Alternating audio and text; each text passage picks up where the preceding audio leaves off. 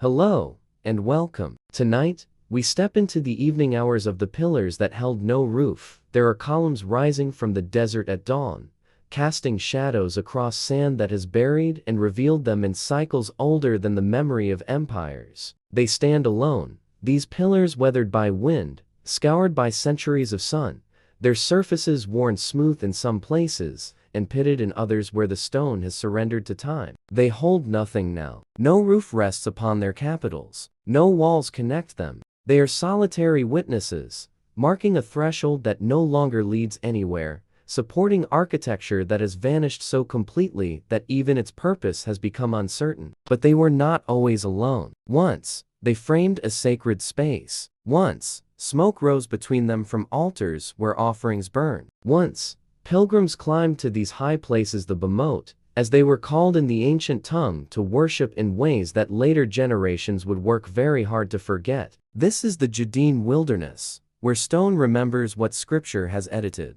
The emotional weight of this landscape is the tension between what was permitted and what was practiced, between the religion we read about in canonical texts and the living, breathing, gloriously contradictory faith of actual human communities who built their altars where they pleased, who worshipped gods whose names would later be systematically erased, who practiced a religion far more complex and pluralistic than the unified monotheism their descendants would claim as ancient and unbroken. It is said that these high places were abominations, condemned by prophets, destroyed by reforming kings who sought to centralize worship in Jerusalem, to eliminate competition, to enforce orthodoxy where diversity had flourished. The biblical texts are clear in their condemnation. The Bemot must be torn down, the altars smashed, the sacred poles cut down and burned. Only in the authorized temple, only through proper channels, only in the prescribed manner should the people approach the divine. But the archaeological record tells a different story,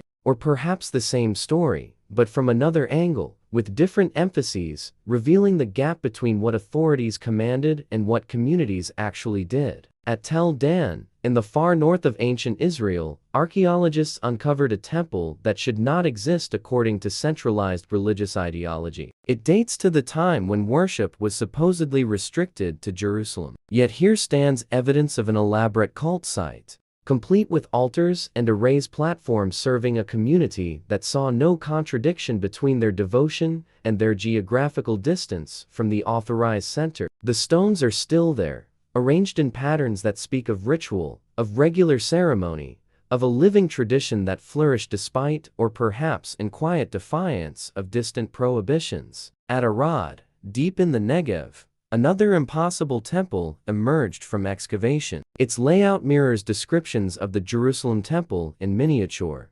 suggesting not ignorance of proper form, but deliberate replication, a claim that holiness could be accessed here, in this fortified town, without the long and dangerous pilgrimage to the capital. Two standing stones, Maspot, flank the Holy of Holies, marking presence and witness in ways that later orthodoxy would condemn as pagan, but which seemed to have felt entirely appropriate to those who erected them. These were not hidden shrines, not secret practices conducted in shame. These were public temples, built with communal resources, serving populations that considered their worship entirely legitimate, entirely proper, entirely in keeping with their understanding of how to honor the divine. The atmosphere here is one of uncovering hidden layers, of peeling back the official narrative to reveal the messier, more interesting reality beneath. Because the truth is that monotheism, at least the strict, exclusive, brook no rivals monotheism we associate with biblical religion, was not instantaneous. It was not original. It was achieved, gradually, and with great effort, over centuries of reform and counter-reform, prophetic condemnation and royal enforcement, of theological argument and political pressure. The people worshipped in ways their descendants would later deny, or more precisely, in ways their descendants' theologians and scribes would rewrite, reframe, present as aberration rather than norm, as corruption of an originally pure faith rather than the actual living practice from which purity would eventually be distilled. Some believe the pillars that stand alone now once supported more than physical roofs. They supported a worldview, a way of understanding the relationship between human and divine that allowed for local access, for family shrines, for altars built where they were needed rather than where authority permitted. The high places represented a democratic spirituality, where any community could build a bama, could offer sacrifices, could approach the divine without institutional mediation. This was threatening to centralizing powers. Kings who wanted to consolidate control over religious life, priests who wanted to monopolize access to the sacred prophets, who envisioned a purified worship stripped of local variations and foreign influences, all had reasons to condemn the Bamot, to cast them as illegitimate, to work toward their elimination. And largely, they succeeded. The temples were dismantled, the altars were destroyed or buried, the practices ceased or went underground, or were gradually forgotten as new generations accepted the centralized orthodoxy as ancient and original, as the way things had always been, rather than the way things had become. But stone is stubborn. Stone resists erasure. And when archaeologists dig in the right places, when they excavate tell after tell across the ancient landscape, what emerges is evidence that contradicts the tidy narrative, that reveals complexity where simplicity was claimed, that shows us a religious landscape far more varied than later texts admitted. We contemplate now the pillars themselves, standing in their patient silence. They mark places where incense once rose in fragrant clouds, where animals were sacrificed and their smoke carried prayers upward, where communities gathered for festivals and holy days, where the ordinary business of devotion happened in ways that felt natural, necessary, right to those who practiced them. The pillars held no roof that we can see now, but they held something more enduring than cedar beams and clay tiles. They held the memory of how faith actually lived, how it adapted to local needs, how it incorporated elements from neighboring cultures while maintaining its core identity, how it functioned as communal practice rather than institutional doctrine. Beneath the silence of these ruins, we can almost hear the echo of prayers offered in forms later generations would condemn. We can almost smell the incense, almost see the pilgrims climbing the stone steps, almost feel the conviction that brought them here despite growing pressure to worship only in Jerusalem, only in the approved manner, only through proper channels. What else might be hidden in plain sight? What other practices were concealed by later orthodoxy, preserved only in archaeological evidence that contradicts the official story? How many other ghost temples wait beneath tells not yet excavated, holding in their stones the truth of how people actually believed, actually worshipped, actually constructed their relationship with the divine? The chapter closes as the sun rises higher, washing the pillars in light that reveals every crack, every weathered surface, every mark that time has made. These columns have stood through the reforms that condemned them, through the theological developments that rendered them illegitimate, through the centuries that forgot they existed. They have outlasted the kings who ordered their destruction, the priests who declared them abominations, the scribes who edited them out of the official narrative. And they stand still, holding nothing now but memory, supporting no roof but the sky itself, marking a threshold between what was practiced and what was permitted, between the living faith of communities and the codified religion of texts, between the complex reality of how humans actually worship and the simplified story of how later generations prefer to remember. Perhaps these pillars were never meant to hold anything but questions. Perhaps their purpose was always to stand as witnesses to complexity, to resist the simplification that authority demands, to mark places where the official story and the actual practice diverged, where orthodoxy and reality occupied different spaces. The desert wind moves across the sand, patient as always, uncovering and burying in endless cycles. What is hidden today may be revealed tomorrow. What stands exposed now may be covered again by the next storm. The pillars remain,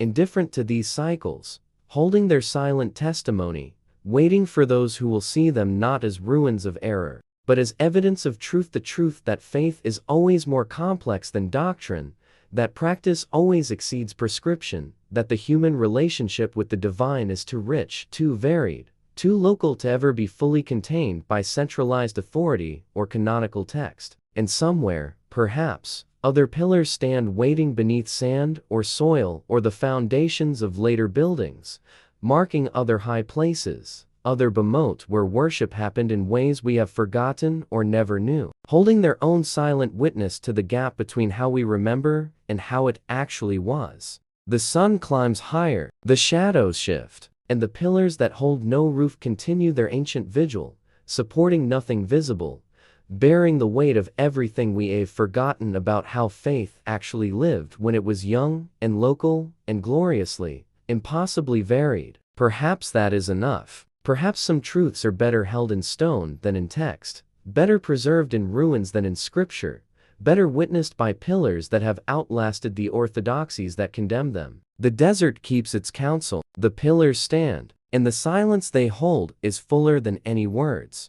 The gateway no one was meant to cross there is a doorway standing in the jungle where the path does not continue. It rises from undergrowth that has reclaimed everything around it, roots threading through foundations, vines ascending columns, moss covering every horizontal surface in velvet green. The gateway itself is carved with exquisite precision, dancers frozen mid-gesture, demons with fanged grins, celestial beings whose stone eyes seem to track your approach. The lintel above is decorated with naga serpents, their multiple heads fanning outward in protection or warning, their bodies intertwining in patterns that suggest both infinity and entrapment. But beyond the threshold, there is no temple, no courtyard, no sanctuary, only jungle, dense and impenetrable, the same jungle that surrounds the gate on all sides. This doorway leads nowhere, or perhaps more accurately, it leads somewhere you were never meant to go. This is Anchor, but not the anchor of guidebooks and tourist itineraries. This is the deeper forest, the parts that remain uncleared, where temples sleep beneath vegetation so thick that you could pass within meters of a monument and never know it was there. Here, the gates remain as they were intended, not as passages to be used, but as boundaries to be respected, thresholds marking the edge between ordinary space and holy ground, between the human realm and domains that belong to other powers. It is said that in Southeast Asian cosmology, space itself can be sacred or profane, that certain locations hold concentrated spiritual energy, that boundaries between these zones must be carefully maintained. The gates served this function. They were not merely decorative. They were not simply entrances. They were statements rendered in stone. Beyond this point, the rules change. Beyond this threshold, you are no longer in the world you know. Passage requires more than physical presence. It requires purity, permission, the proper state of consciousness. We move now through the great complexes where this philosophy shaped architecture on a monumental scale. At Angkor Thom, the ancient capital enclosed by walls and moat, 5 gates pierce the fortifications, one at each cardinal direction, and a fifth, the Victory Gate, where the king would enter in triumph. Each gate is surmounted by a tower carved with 4 faces gazing outward, the enigmatic smile of Lokasvara, or perhaps the king himself as Bodhisattva, watching in all directions simultaneously, seeing everything that approaches, everything that departs. The causeways leading to these gates are lined with stone figures, demons on one side, gods on the other, 54 of each, engaged in eternal tug-of-war. They hold the body of a naga serpent stretched between them, pulling in opposite directions, reenacting the churning of the cosmic ocean, that primordial moment when gods and demons cooperated to extract the elixir of immortality from the sea of chaos. To cross the causeway is to walk along this serpent's body, to pass between warring forces held in precise balance. To acknowledge that entrance to the sacred city requires navigating between extremes, maintaining equilibrium, respecting the tension that holds the cosmos together. The gates themselves are tall enough that war elephants could pass through, yet somehow they feel constricting, as if the space narrows around you, as if the stone faces above are assessing your worthiness, deciding whether to permit your passage. Even now, centuries after the Khmer Empire fell, after the capital was abandoned and the jungle reclaimed most of what had been built, walking through these gates produces a palpable sense of transition, of crossing from one state to another, of entering space that operates according to different principles. The emotional journey here is one of liminality, of dwelling in the threshold, of recognizing that edges and borders hold their own power. Anthropologists speak of liminal space as psychologically potent, the moments between states,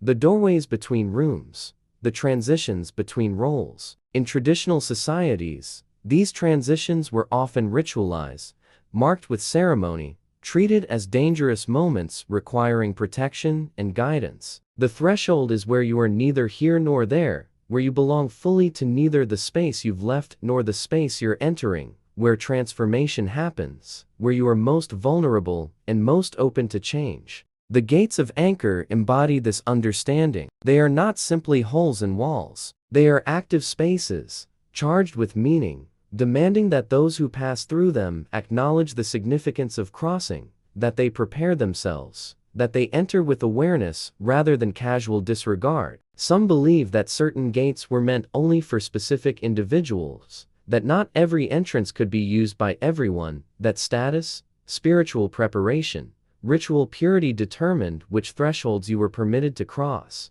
The king would enter through one gate, priests through another, common pilgrims through yet another. Each understood their place in the hierarchy, each accepted that some doorways were not for them, that some spaces they would never enter, that mystery required exclusion as much as inclusion. This is difficult for modern sensibilities. We assume that doors should be open, that access should be democratic, that restriction is inherently oppressive. But the sacred has always operated differently. Not everything can be shared. Not everyone can witness. Some knowledge requires preparation. Some spaces demand purity. Some experiences cannot be forced, but must be earned through long devotion, through years of training, through transformation of the self that cannot be rushed or bypassed. We contemplate now what it means to stand before a gate and choose not to enter, to respect the boundary even when no one enforces it. Even when you could physically cross the threshold, even when the only thing stopping you is your own recognition that this passage was not meant for you. There is power in this restraint, in the acknowledgement of limits, in the acceptance that some mysteries are not yours to penetrate, that some spaces belong to others, or to no one, that curiosity is not always license for intrusion. Beneath the silence of these gates, we can almost hear the ceremonies that once unfolded here, processions of monks' offerings carried in ceremonial vessels,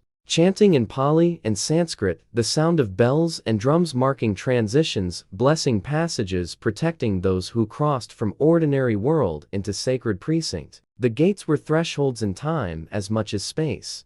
Moments when ritual shifted the consciousness of participants, prepared them for encounter with the divine, or at least with spaces consecrated to divine presence. The Naga serpents that guard so many of these doorways carry layered meaning. In Khmer cosmology, they represent water, fertility, the earth's life-giving power. They dwell in the underworld, in the foundations of reality, holding up the world of appearances. They are protectors but also dangerous, capable of blessing or curse, responsive to respect or disrespect shown by those who enter their domains. To pass beneath a Naga crown lintel is to acknowledge this power, to place yourself under protection that is also surveillance, that offers safety only to those who honor the boundaries they are permitted to cross. The jungle has reclaimed much. Roots have split foundations. Vines have pulled down walls. The canopy has closed overhead, plunging temple courtyards into perpetual twilight. But the gates remain, still standing, still marking boundaries even when everything they once enclosed has vanished. They are thresholds to nothing now, doorways that open onto vegetation and ruins and the accumulated debris of centuries. Yet they have not lost their power. Something in the atmosphere around them suggests that the boundary still holds, that passage still requires more than physical presence, that these gates still guard something even if we can no longer quite articulate what. Perhaps they guard the very concept of the sacred, the understanding that not everything should be accessible, that mystery requires protection, that some knowledge is not meant for casual consumption. In an age that photographs everything, that live streams from the most remote locations, that treats ancient sites as backdrops for selfies, the gates that lead nowhere offer quiet resistance. They insist that some spaces remain separate, that some thresholds should not be crossed, that respect sometimes means stopping rather than proceeding, acknowledging rather than exploiting, witnessing from the boundary rather than plunging through into the center. We close standing before one of these gates deep in the jungle, where tour groups do not come, where the path, if there ever was a path, has long since disappeared beneath vegetation. Vines cover the upper registers of the doorway, wrapping around the heads of nagas, threading through the hands of carved devas. The passage beyond is dark with jungle shadow, impossible to see more than a few meters into the density of growth. Somewhere in that darkness might be a temple, a shrine, a courtyard, or might be nothing, just more jungle, just the continuation of green chaos that has swallowed everything. The stone faces gaze outward with their enigmatic expressions, neither welcoming nor forbidding, simply present, watching, assessing. The demons and gods along the causeway where a causeway once existed continue their eternal tug of war, their grip on the serpent's body as tight now as when they were carved 8 centuries ago, their balance still perfect, still holding the forces of creation and destruction in the tension that allows the world to exist. And you stand before the gate, understanding that this is as far as you should go, that the threshold is the destination, that some doorways are meant to be contemplated rather than crossed, that mystery sometimes demands we remain on the outside, accepting that not everything is ours to possess, not everything is ours to know, not everything is ours to enter. Perhaps that is the gate's final teaching, not what lies beyond it, but what it means to stand before it with empty hands and quiet heart, acknowledging the boundary, respecting the separation, allowing the sacred to remain sacred by not insisting on penetrating every mystery, by not demanding access to every space, by accepting that some gates are closed for reasons we may never fully understand but can still honor. The jungle breathes around you, the stone stands patient and eternal, and the gateway that leads nowhere continues its ancient vigil, guarding a threshold between worlds, marking a boundary that remains meaningful even when the context that created it has faded, even when the rituals have ceased, even when no one remains who fully understands what was being protected or from whom. Some doors were never meant to be open, some passages were never meant to be made. And perhaps in this age of constant access, constant knowledge, constant penetration of every remaining mystery, there is wisdom in the gate that says, stop here, look, but do not enter, wonder, but do not possess, honor the boundary, and let the mystery remain. The shadows deepen, the vines continue their slow work of reclamation, and the gateway stands silent and eternal. A threshold no one crosses, a door that opens onto nothing and everything. A boundary between the known and the unknowable that still holds, still matters, still teaches those willing to stop and listen what it means to respect the sacred by knowing when not to proceed. The scroll they buried with its reader. There is a cave in the cliffs above the Dead Sea where silence has kept secrets for 2,000 years. Inside, sealed in clay jars that were themselves wrapped in linen and placed with the same careful devotion given to the bodies of the dead. Scrolls waited in darkness, texts written in hands that trembled with age or illness, or perhaps simply with the weight of what they were preserving. These were not abandoned, they were not forgotten, they were deliberately hidden, committed to the earth with ritual intention, buried with the understanding that some knowledge is too precious to risk in the chaos of the living world, that preservation sometimes requires removal from sight, that protection demands concealment. The shepherds who found them in 1947 could not have known what they were uncovering. They were looking for a lost goat, throwing stones into cave openings, hoping to hear movement that would reveal their animal's hiding place. Instead, they heard the sound of breaking pottery. Inside the cave they found jars, and inside the jars scrolls brittle with age, their surfaces darkened by time, but intact, readable, holding words that had not been seen by human eyes since the scribes who wrote them carefully placed them here, sealing them away from a world that was collapsing into war and destruction. But this chapter is not about the famous discovery. It is about the practice itself, about what it means to bury a text as if it were a body, To give words the same reverence given to the dead, to understand that knowledge can be too sacred for casual handling, that wisdom sometimes survives best in darkness, waiting for the moment when it can safely return to light. The emotional arc follows concealment as sacred duty, the burden and privilege of being the last to see something before it vanishes from the world of the living, of being trusted to hide what must be protected, to bury what must be preserved. It is said that in Jewish tradition, the written word holds particular power when it contains the divine name.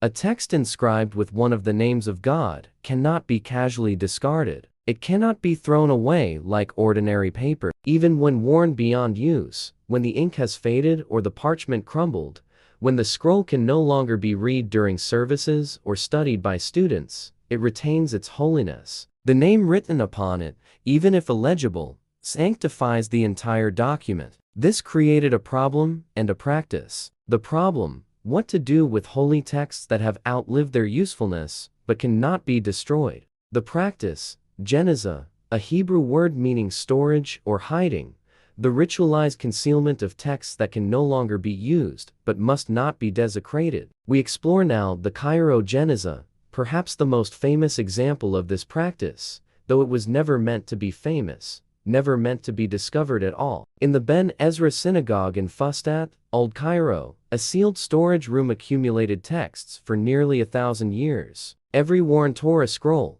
every damaged prayer book, every scrap of parchment or paper containing Hebrew letters was placed here rather than discarded. The room filled gradually, document layered upon document, century upon century, until it held hundreds of thousands of fragments, not just religious texts, but also business records, personal letters, shopping lists, marriage contracts, divorce decrees, medical prescriptions, all written in Hebrew script, and therefore all too sacred to simply throw away. The room was not meant to be opened. It was meant to hold, to contain, to keep safe until what? Until the end of days, perhaps. Until the Messiah came and all things were revealed. Or simply until time itself did what fire and water and deliberate destruction could not: return the words to dust, to the elements from which they came, slowly and with dignity, hidden from profane eyes, resting in sacred darkness. When scholars finally accessed the Geneza in the late 19th century, they found an accidental archive of extraordinary richness, a window into medieval Jewish life, preserved not through institutional intention, but through the simple practice of not destroying what could not be destroyed, of hiding what was too holy to display but too sacred to discard. The atmosphere throughout must remain reverent, hushed before the understanding that the physical word itself holds meaning, that text is not merely information but incarnation, that writing makes abstract thought material, vulnerable, holy. Beneath the silence of these hidden chambers, we sense the prayers that accompanied each placement, texts laid to rest with the same ceremony given to the dead, words buried as if they had souls, as if they would sleep until awakening, as if concealment was not ending but transformation, a cocoon stage from which something might eventually emerge. We move now through the rituals of burial, imagining the scribe or priest who has been entrusted with this task. The scrolls are old, perhaps damaged, no longer fit for public reading, but they contain the divine name. They have been used in worship. They have been touched by hands seeking connection with the eternal. They cannot simply cease to exist. So they are prepared for burial with care that mirrors funeral rites. They are wrapped in clean linen, perhaps, or placed in cedar boxes that will resist decay. They are carried to the cave or the sealed room or the cemetery. Yes, some genezot were actual burials in consecrated ground, texts interred among the dead as if they too had lived and now required rest. The one who buries them speaks words we can only imagine now, perhaps prayers for preservation, perhaps acknowledgement that this concealment serves a purpose beyond human understanding, perhaps simply the practical recitation of what is being hidden, and where a record kept in memory, if not on paper, passed to a successor who will remember, who will maintain the tradition of hiding, who will know where the sacred texts sleep. What this reveals about the relationship between word and world is profound. In many traditions, speaking creates reality. God speaks, and the world comes into being. Words have power to bless and curse, to bind and loose, to make things so by naming them. Writing extends this power across time, allows words spoken in one moment to be heard in another,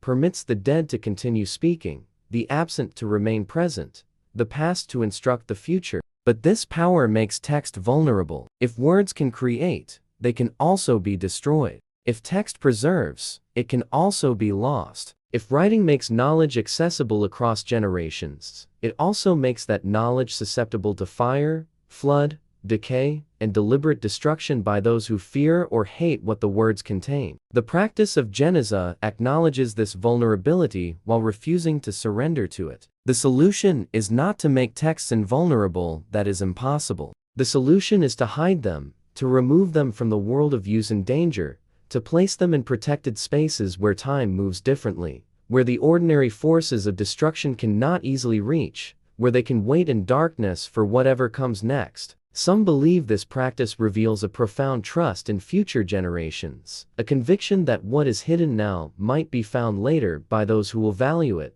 who will have the knowledge to read it, who will understand what they have discovered. The scribes who buried scrolls in the caves above the Dead Sea in the 1st century CE could not have imagined that 2,000 years would pass before they were found. They could not have predicted that the Hebrew they wrote would still be readable, that scholars would still exist who could translate, that the texts would be treated as treasures rather than curiosities or fuel. Yet they buried them anyway, trusting that concealment was preservation, that hiding was a form of faith, that the future whenever it arrived would vindicate the decision to protect these words by removing them from circulation. The chapter deepens now into contemplation of what was lost and what was saved. For every Geniza discovered, how many were never found? For every cache of scrolls recovered from caves, how many disintegrated and read in chambers that flooded or collapsed? For every sealed room that preserved texts for centuries, how many were opened during periods of persecution and their contents burned by those who saw danger in words they could not read? We cannot know. We can only stand in the presence of what survived and imagine the magnitude of what did not. The texts that were hidden so well, they remained hidden forever. The knowledge that was protected so carefully, it passed beyond the reach of anyone who could understand it.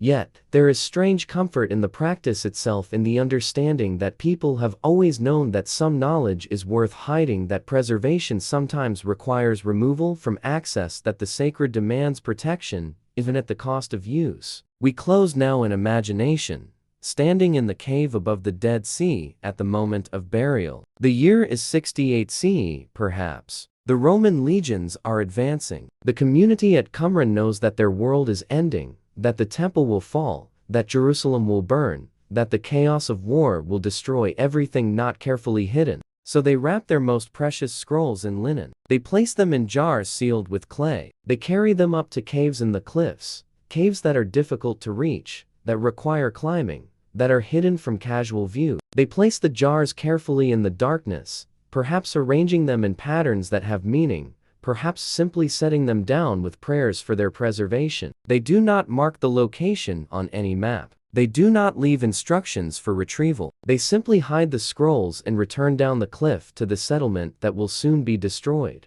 trusting that the earth itself will keep what they have entrusted to it, that stone and darkness will succeed where human guardianship has failed. And they were right. The scrolls waited. The jars held. The words survived in their darkness, patient, as only words written in permanent ink on lasting material can be, patient, ready to speak again when the moment came, when the goat wandered away, and the shepherd threw his stone, and the pottery broke, and the silence of 2,000 years ended. Perhaps that is the final wisdom here, that some things must be hidden to be saved, that knowledge sometimes survives best when removed from the world that would destroy it, that the sacred requires not just reverence but protection, not just use but rest, not just preservation but sometimes burial. The cave is dark and cool. The jars stand in their places, and the scrolls wait inside, holding their words, holding their silence, holding the faith of those who buried them. That concealment is sometimes the truest form of keeping, that what is hidden from one generation may be revealed to another,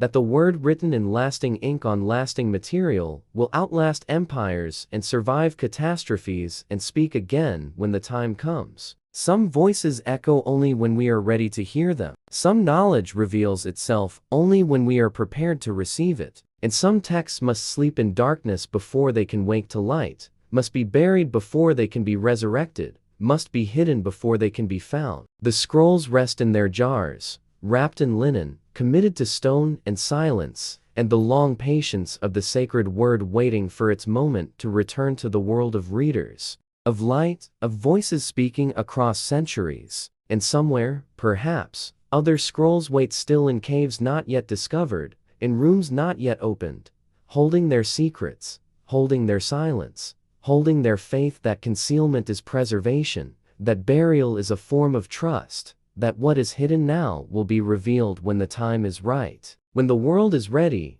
when someone worthy finally arrives to unseal the jars and unfold the words and hear what the past has been waiting 2,000 years to say. The city that changed its name to forget there is a city built on water where the stones remember what the signs no longer say. Stand in its central square at twilight when the last light catches the domes and minarets, when the call to prayer drifts across the Bosphorus and you are standing in Istanbul, a name that emerged gradually from common speech from marketplace Greek, from the phrase, I's tin Poland, meaning simply, to the city, as if no other place deserved the definite article. But beneath that name lies another, Constantinople, the city of Constantine, the new Rome, the capital that ruled an empire for 1,000 years. And beneath that lies Byzantium, the Greek colony planted on the strategic headland where Europe nearly touches Asia, where the waters between two continents create a harbor that has made cities and empires inevitable. 3 names, 3 identities. 3 claims to the soul of streets and stones that have witnessed every transformation, that have been Christian and pagan and Muslim, that have been capital of empires and occupied territory,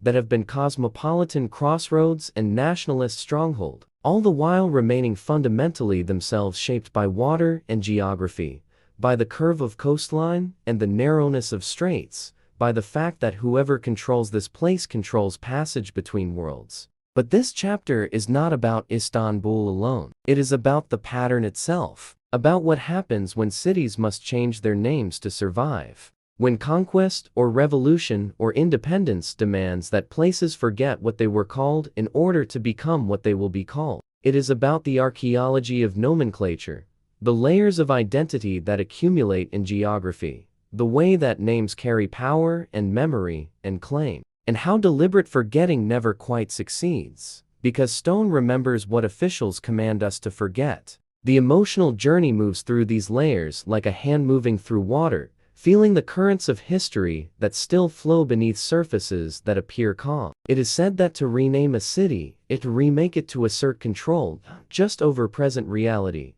but over past memory, to claim the right to define what this place has been, and therefore what it can become. When conquerors arrive, when revolutions succeed, when colonies achieve independence, one of the first acts is often to rename, to replace the victory's language with the vanquishede's, or the colonizer's terminology with indigenous words, or the royal designation with the people's choice. Danzig became Gdask when borders shifted after the Second World War, when German population was expelled or fled, when Poland reclaimed a port city that had been German for centuries but Polish before that, going back through layers of Teutonic knights and Slavic tribes to origins lost in the migrations that followed Rome's fall. The name change marked not just political transfer, but demographic transformation, the arrival of new residents who had no memory of the place's Danzig, who spoke Polish in streets where German had been the dominant tongue, who built a new identity on foundations that still held ghosts of the old. Bombay became Mumbai in 1995, a change that looked forward and backward simultaneously, reclaiming a name derived from the local goddess Mumba Devi, rejecting the colonial corruption that had turned indigenous words into English approximation, asserting that the city belonged to Maharashtra and to India, not to the British Raj that had made it an imperial commercial capital. Yet, Bombay persists in countless contexts: Bombay Stock Exchange, Bombay High Court, and in the memories and habits of millions who still use the old name, who resist the official change not from nostalgia for colonialism, but from attachment to the word they grew up with, the name that shaped their sense of place. Saigon became Ho Chi Minh City after the fall of the South Vietnamese government in 1975, renamed for the revolutionary leader who had died 6 years earlier. A deliberate erasure of the capital that had resisted communist rule, a claim that the victors made not just on territory, but on history itself. Yet, Saigon endures, especially in the South, especially among those who remember the city before reunification, who use the old name as quiet resistance, as preservation of memory that official decree cannot quite erase. The atmosphere throughout is elegiac, but not mournful, recognizing that these transformations are neither simple nor complete, that names carry power but cannot fully control how places are remembered, that cities are too complex, too layered, too deeply rooted in the lives of those who inhabit them to be entirely remade by official pronouncement. Some believe that old names haunt new ones like ghosts in architecture, present in ways that are felt more than seen, embedded in patterns that predate the labels we apply to them. Walk through Istanbul, and you walk through Byzantine Constantinople. The hippodrome is still there, now mostly empty space, but shaped still by the chariot races that once thrilled hundreds of thousands of spectators. The Hagia Sophia stands as it has stood for 15 centuries,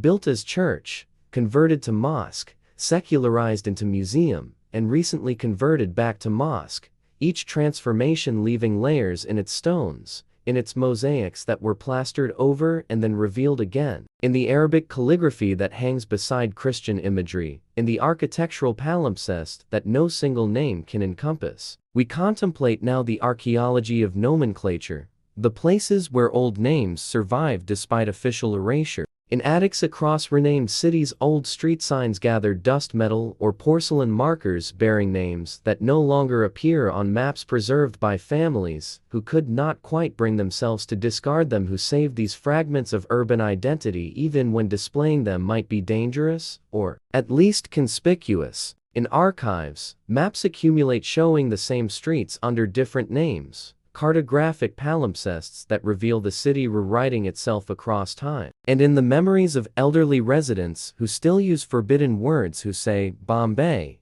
when they mean Mumbai, who refer to Leningrad even though it has been St. Petersburg again for over 30 years, who cannot quite retrain their tongues to speak the new names their minds know are officially correct. These residents become living archives, carrying in their speech the cities that no longer officially exist, preserving through habit and memory what urban planning and political decree have attempted to erase. The chapter deepens into the psychology of deliberate forgetting, examining why it never quite succeeds. Because cities are not just names on maps. They are accumulated experience, layered memory, the physical form shaped by thousands of decisions made over centuries, by the placement of wells and markets, by the curve of defensive walls, by the location of sacred sites that people continued to visit even when their sanctity was officially revoked. You cannot rename these deeper patterns. You can call a mosque a church or a church a mosque,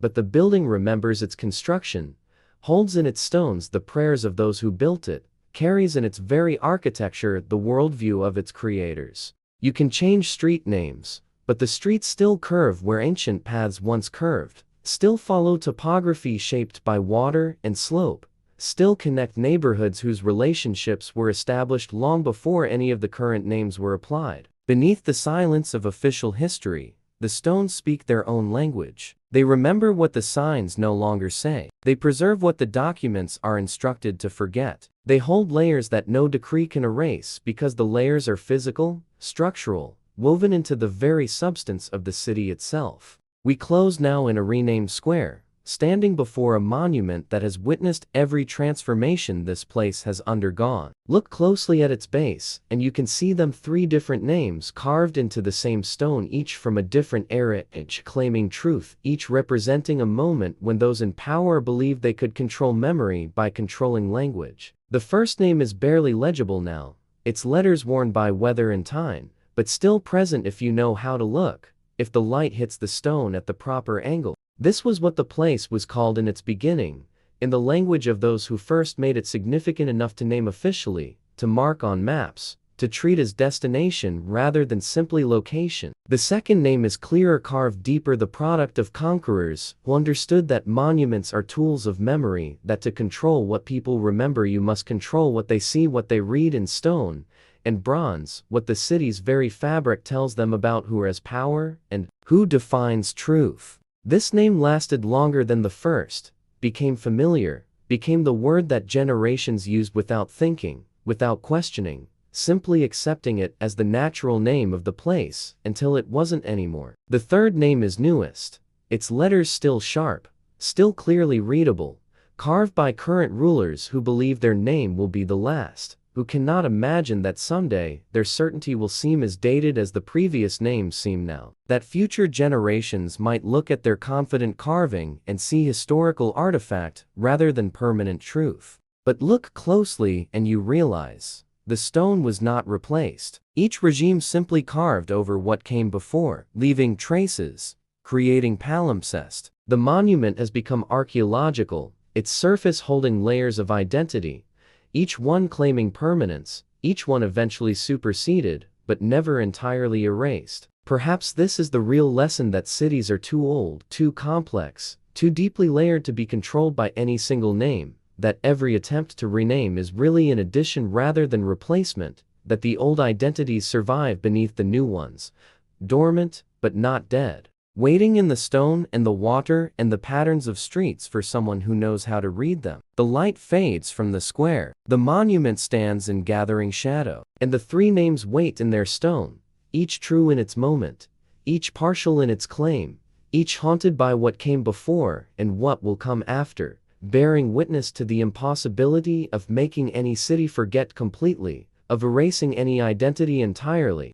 of controlling memory through decree when stone and water and the accumulated weight of habitation hold their own truths that outlast conquerors and revolutionaries and reformers all. The city has changed its name to forget, but the city cannot forget. The stones will not allow it. And somewhere in the curve of streets, and the placement of fountains, and the way the light falls at certain hours, the old names persist ghostly, but present silent, but remembered erased from maps, but written still in the deeper cartography of place itself. Names may change, power may shift, but the city remains, layered and complex and impossible to reduce to any single identity, bearing all its names at once in different registers, speaking all its histories simultaneously in the language of stone and water and accumulated time. And those who listen carefully, who look closely, who know that surfaces always hide depths, can hear them all, the names that were the names that are the names that will be echoing in the square, where three inscriptions share one monument, where memory refuses erasure, where the city insists on remaining itself no matter what it's called.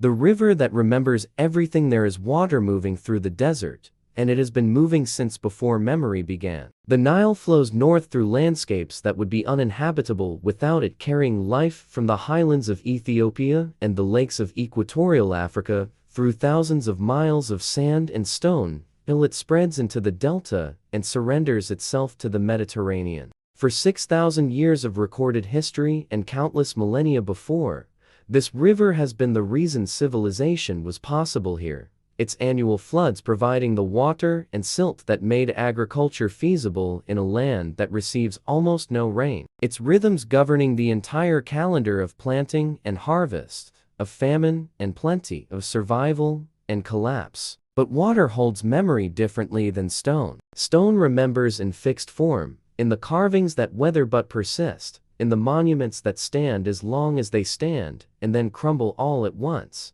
Water remembers in flow, in the gradual accumulation of sediment, in the shifting of channels that record climate and catastrophe in ways that only patient study can decode. The river carries memory downstream, deposits it layer by layer in places where archaeologists can read it like tree rings, each stratum telling stories about what grew when, what lived where when the water was high, and when it failed to rise, when civilizations thrived, and when they collapsed for lack of the floods that had sustained them for centuries. The emotional arc follows water as witness, as the element that was present for everything, that touched every settlement along its banks, that flowed past every temple and palace and village, that carried away the debris when kingdoms fell and deposited it downstream, where it became archaeology, became evidence, became the physical record that allows us to reconstruct what happened when human memory failed. It is said that the Nile remembers droughts that no chronicle recorded,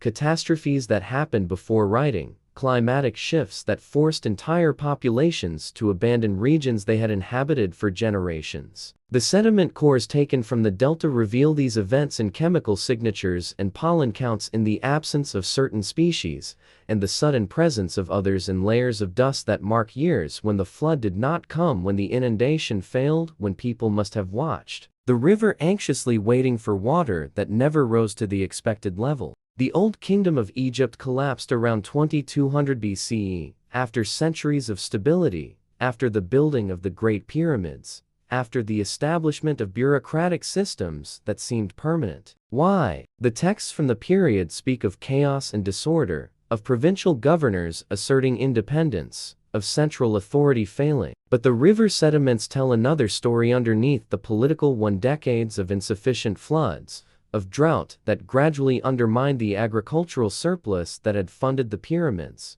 that had supported the bureaucracy, that had made the Old Kingdom possible. The politics were real, but they were symptoms. The cause was written in water, in floods that did not come, in a river that for a crucial period remembered drought rather than abundance. We move now with the patience of water itself, understanding that rivers have nowhere to be, but eventually arrive everywhere, that their timescale is geological as well as historical, that they were shaping landscapes before humans existed and will continue shaping them long after we are gone. The Mississippi has changed course repeatedly across its history, abandoning channels and carving new ones, flooding vast areas and then retreating, building deltas, and then reworking them. Each shift is remembered in the sediments and the layers of alluvial deposits that can be dated and mapped, that reveal where the river flowed, when which areas were wetland and which were dry, how Native American settlements adapted to these changes or were forced to relocate when the water moved.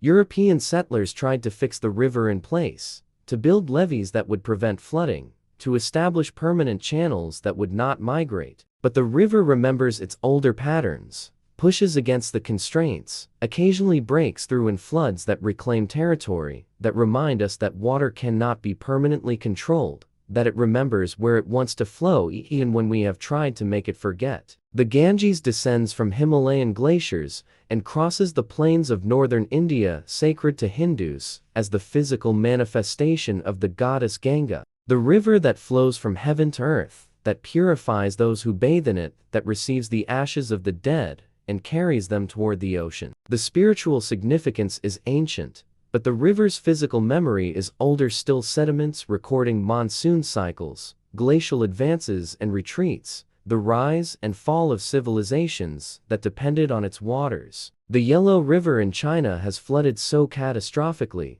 so many times, that it has been called China's sorrow, a waterway that has killed millions across recorded history through floods that arrived without sufficient warning, that breached levees, that drowned entire provinces. Yet the same river made Chinese civilization possible, its lowest plains providing fertile soil, its waters enabling agriculture at a scale that supported dense populations and complex states. The river remembers both the sustaining and the destroying, the creation and the catastrophe, depositing these memories in sediments that record thousands of years of human dependence on water that was never quite predictable, never entirely safe, but absolutely necessary. The atmosphere throughout is fluid, meditative, moving with water's own rhythm, patient, inevitable, shaped by gravity and geology, by forces larger than any human intervention. We contemplate what it means that the most essential element for civilization, also the most fluid, the least controllable, the one that refuses to stay where we put it, that insists on remembering its own nature even when we try to make it forget.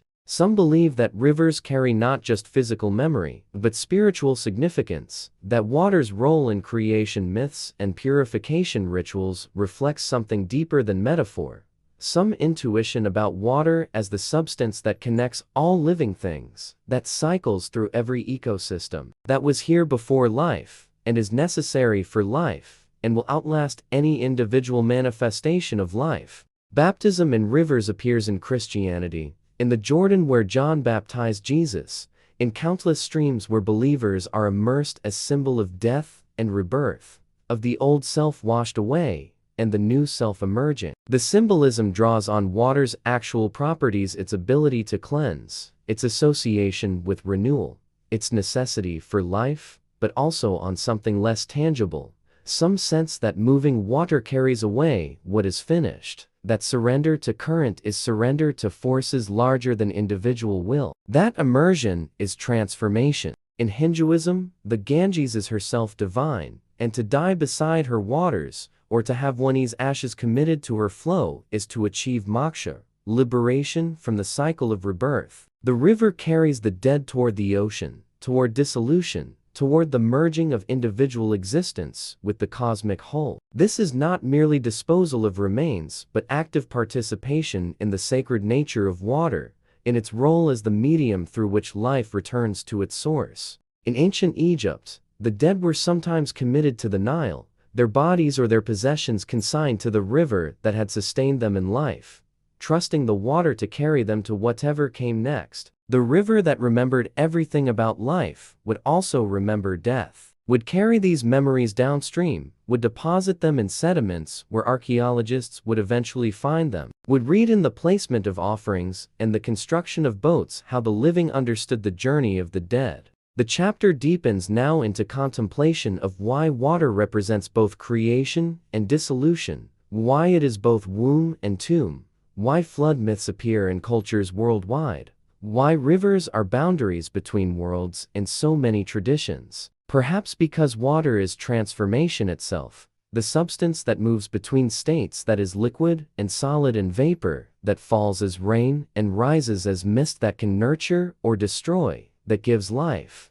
and takes it, that remembers everything but holds nothing in fixed form. We close now beside a river at dusk, watching it flow as it has flowed for geological ages, longer than any human lineage, longer than our species has existed since the last ice age carved these channels, and the meltwater found these paths to the sea. The light is fading, turning the water gold, and then copper, and then dark reflective surface holding the sky's last colors before night arrives, and the river becomes sound more than sight, the eternal voice of current moving over stone, around obstacles, always downstream, always toward the ocean, always patient. This river carries history in its sediments. Somewhere downstream, layers are accumulating that future archaeologists might excavate, might study for pollen and chemical signatures, might read as evidence of our time. The crops we grew, the pollutants we introduced, the changes we made to flow and channel, the ways we tried to control what cannot be permanently controlled.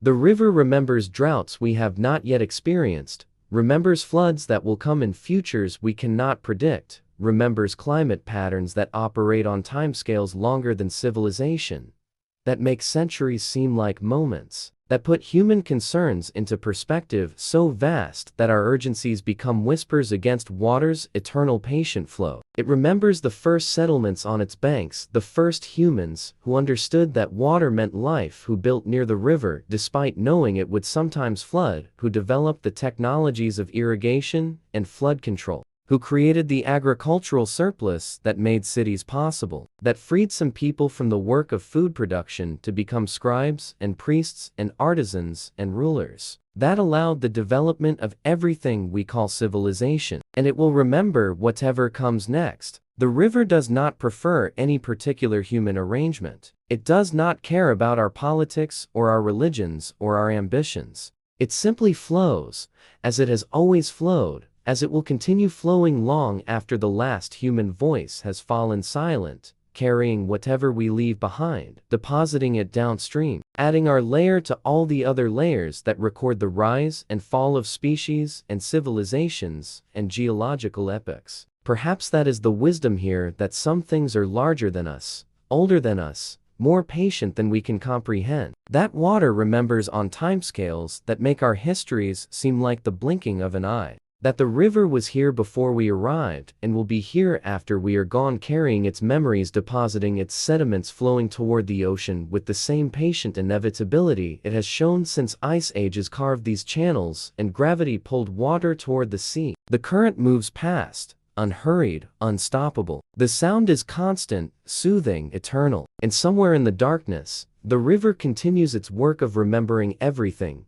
recording everything, carrying history downstream where it will wait in layered sediments for future hands to excavate, future minds to interpret, future voices to tell the stories that water has held in its flow since the beginning of time. The river remembers. It has always remembered, and it will continue remembering long after all our own memories have dissolved into the current. Become part of the sediment.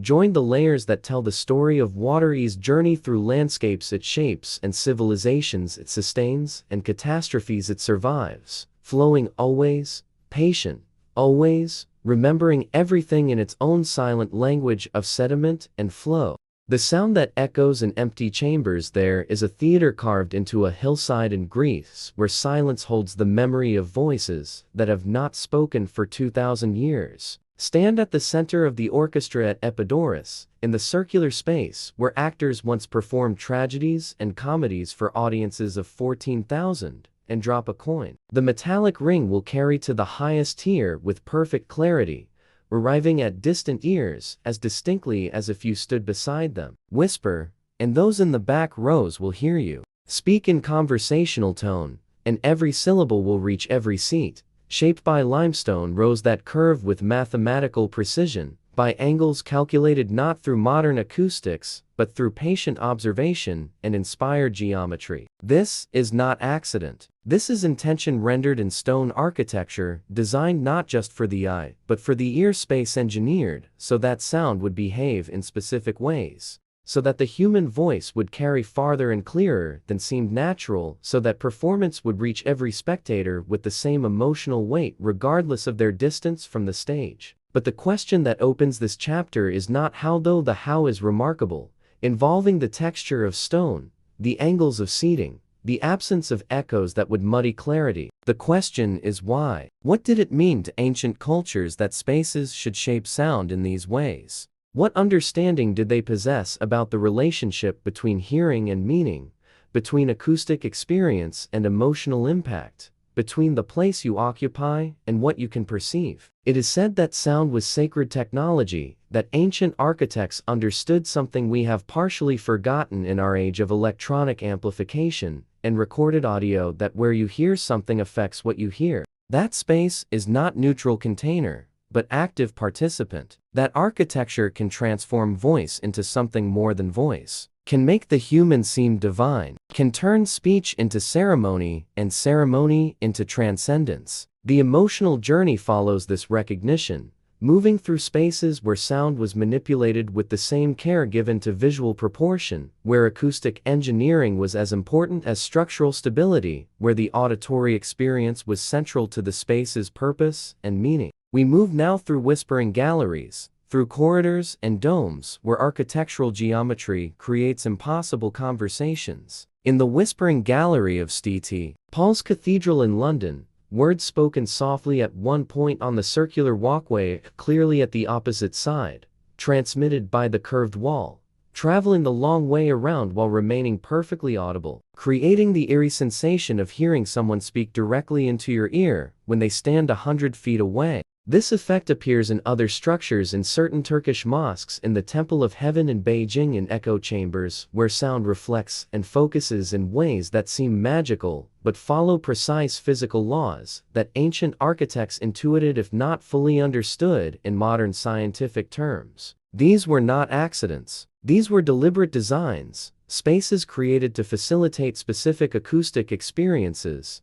to enable communication across distance, to demonstrate mastery over the physical properties of sound waves. In temples, the manipulation of sound served religious purposes. At the Oracle of Delphi, the priestess spoke from a chamber where her voice would emerge distorted, deepened, made mysterious by the acoustic properties of the space. Whether this was deliberate engineering or fortunate geology, we cannot know with certainty, but the effect was clear. The words of the oracle arrived at the ears of pilgrims already transformed, already seeming to come from beyond normal human utterance, already carrying the weight of divine, rather than mortal, origin. Some believe that priests in ancient Egypt positioned themselves behind statues of gods, speaking through hidden passages, so their voices would seem to emanate from stone mouths, so the deity would appear to speak directly to worshippers. The architecture enabled the illusion, or perhaps enabled the reality. If the god spoke through the priest, then the engineering that made the voice emerge from the statue was simply technical support for theological truth. The atmosphere throughout is one of acoustic archaeology, of trying to understand not just how these spaces worked, but what they meant to those who designed and inhabited them, what it felt like to experience sound shaped by architecture in ways that modern spaces rarely attempt, what was communicated not just through words, but through the acoustic environment itself. We explore now the Mayan ball court at Chichen Itza, where a handclap at one end produces an echo at the other that sounds remarkably like the call of the Quetzal bird, sacred to Maya religion, its feathers used in ritual garments, its presence considered auspicious. This cannot be accident. The acoustic effect is too specific, too consistent, too clearly integrated into the space's ritual purpose. The architects designed the court so that certain sounds would transform, would become portents, would seem to summon sacred presences through nothing more than the echo of human gesture against stone walls. In Malta, the Hypogeum of Halsaflieni is a subterranean temple carved from limestone over 5,000 years ago,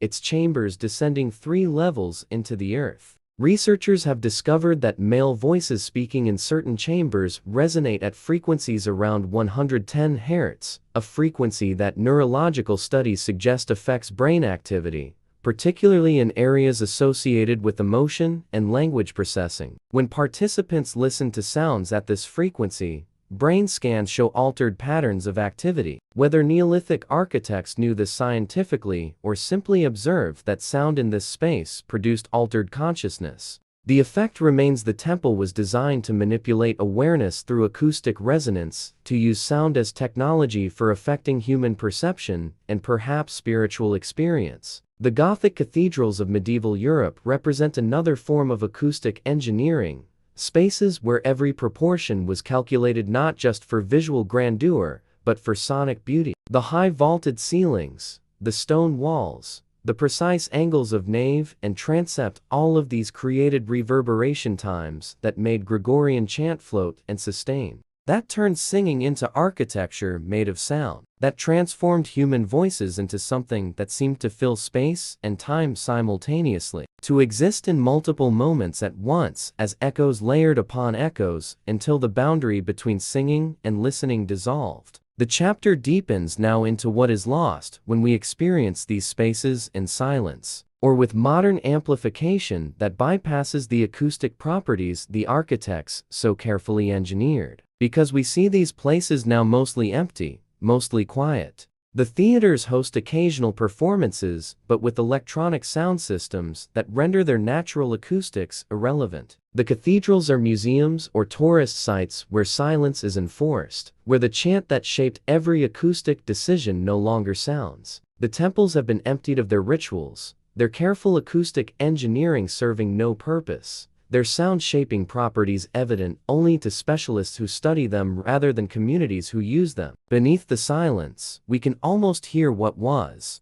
almost sense the layered complexity of acoustic experience that ancient peoples took for granted, that shaped their understanding of sacred space, that was so integral to ritual that without it, the spaces themselves became diminished, their purpose unclear, their engineering reduced to curiosity rather than recognized as the sophisticated technology it represented. Ancient architects understood that sound moves in waves, that it reflects and refracts, that hard surfaces bounce it and soft surfaces absorb it, that angles determine where it arrives and how it arrives, clear or muddled, focused or dispersed. They understood this not through equations, but through observation and experiment, through building and adjusting, through listening with attention that treated acoustic space as carefully as visual space, that recognized hearing as perception deserving the same architectural care as sight. They knew that where you hear something affects what you hear. That sound arriving from above feels different than sound arriving from the side. That voice emerging from stone mouth of statue carries authority. That same voice emerging from visible human lacks. That echo arriving after specific delay creates expectation, anticipation, transformation of utterance into event. That resonance at certain frequencies affects body and consciousness in ways that can be harnessed, directed, employed for purposes both practical and sacred. We close now in an empty theater standing in the orchestra circle, where actors once spoke their lines, where the ancient voice carried to thousands of listeners with perfect clarity, where the architecture itself was participant in the performance, shaping sound, directing it, ensuring that every word reached every ear, with the emotional weight and vocal nuance the playwright and actors intended. Imagine it filled. Imagine 14,000 people sitting in curved rows that rise up the hillside, their attention focused on this circular space where you stand. Imagine the silence before the performance begins. Not empty silence, but pregnant expectation. 14,000 people breathing together, waiting. Then imagine the first words spoken, the voice rising from the orchestra, carrying up through the precisely angled seating, arriving at every level with clarity that seems impossible, that seems magical, that demonstrates the profound understanding ancient architects possessed about how sound moves through space. Contemplate how much of ancient experience was sonic, was meant to be heard rather than merely seen. The theater performances, the religious ceremonies, the oracles and prophecies, the chanted prayers and sung hymns, all of these were auditory experiences whose full impact depended on acoustic environments carefully shaped to enhance and transform them, to make hearing into something more than merely receiving sound, to turn listening into participation in events that were simultaneously physical and transcendent. And recognize how little of that auditory world we can recover from silent stone. The theaters stand empty. The cathedrals are quiet. The temples have lost their priests and rituals. The acoustic engineering remains demonstrable, with claps and whispers and modern sound equipment, but the living practice that gave these spaces meaning, that used their acoustic properties for purposes both practical and profound, has mostly vanished. What remains are echoes. Not literal echoes, though those still sound if you know where to stand and what sounds to make, but the echoes of understanding, the recognition that sound shaped experience in ways we have partially forgotten, that ancient peoples attended to acoustic space with sophistication we are only beginning to appreciate, that what seems like stone silence once held complex soundscapes that transformed consciousness, shaped ritual, made architecture into instrument for both hearing and being heard. The theater waits in its emptiness. The stone holds its acoustic properties, patient and eternal, ready to shape sound whenever sound arrives, ready to carry voice to distant ears, to demonstrate the engineering that makes the impossible seem natural, the magical seem inevitable. Perhaps someday it will fill again with voices, with performances that honor its acoustic perfection, with audiences who listen without electronic mediation, who experience sound as the architects intended, shaped by stone and angle, carried by careful design, arriving at every ear as clearly as if spoken directly to them alone. Until then, it holds its silence. And in that silence, if you listen carefully, if you stand in the right place, and open yourself to what the space remembers, you can almost hear them, the voices that once filled these chambers, the sounds that echoed where only silence echoes now, the acoustic world that ancient hands built and modern neglect has allowed to fall silent. The chamber waits. The echo is ready. And somewhere in the stones, the memory of sound persists, waiting for the voice that will make it resonate again. The garden that bloomed once and never again. There is a garden that exists only in words, now described in texts that speak of terraces rising like green mountains above the desert, of trees that grew in soil carried hundreds of miles of water, lifted by mechanisms that must have seemed miraculous to those who watched streams flowing upward against gravity's pull. The Hanging Gardens of Babylon, one of the 7 wonders of the ancient world, yet one that might never have existed, or might have been so thoroughly destroyed that no archaeological trace remains, or might have been elsewhere, entirely attributed to Babylon by error or legend, the fame of one city absorbing the achievements of another. We search the ruins and find only absence, only possibility, only the space where such a garden might have stood if it stood at all. if the descriptions that have survived are memory rather than wishful imagination. But this chapter is not about what might have been. It is about what definitely existed and is now gone, about plants that grew and bloomed and were used by humans who depended on them and then vanished.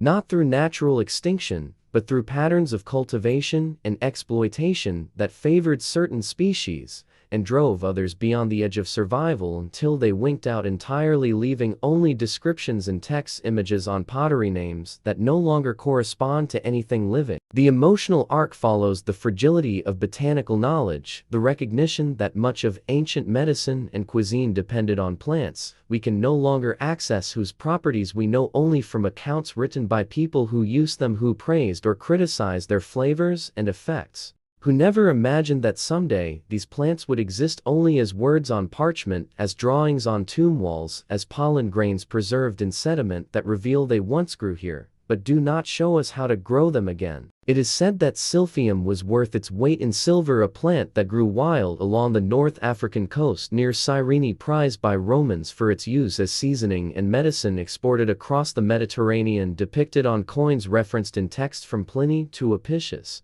It was contraceptive, digestive aid, flavoring agent, a plant so valuable that demand eventually exceeded supply, that harvesting outpaced regeneration, that cultivation attempts failed or were never seriously pursued, and gradually the plant became rarer, more expensive, until finally it disappeared entirely, the last stalk harvested and consumed, the last seed failing to germinate, extinction arriving not with catastrophe, but with the quiet ending of a species that had survived millennia of climate change, but could not survive Roman appetites. We search for it, still hoping some Mediterranean plant might be the lost silphium, might match the descriptions closely enough to identify it, to bring it back from extinction, or rather from obscurity, from the realm of plants we walk past without recognizing. But the search has been unsuccessful. Silphium is gone, and with it went knowledge. We can no longer verify what it actually tasted like, how precisely it worked as medicine, whether the Roman claims about its properties were accurate or exaggerated or misunderstood.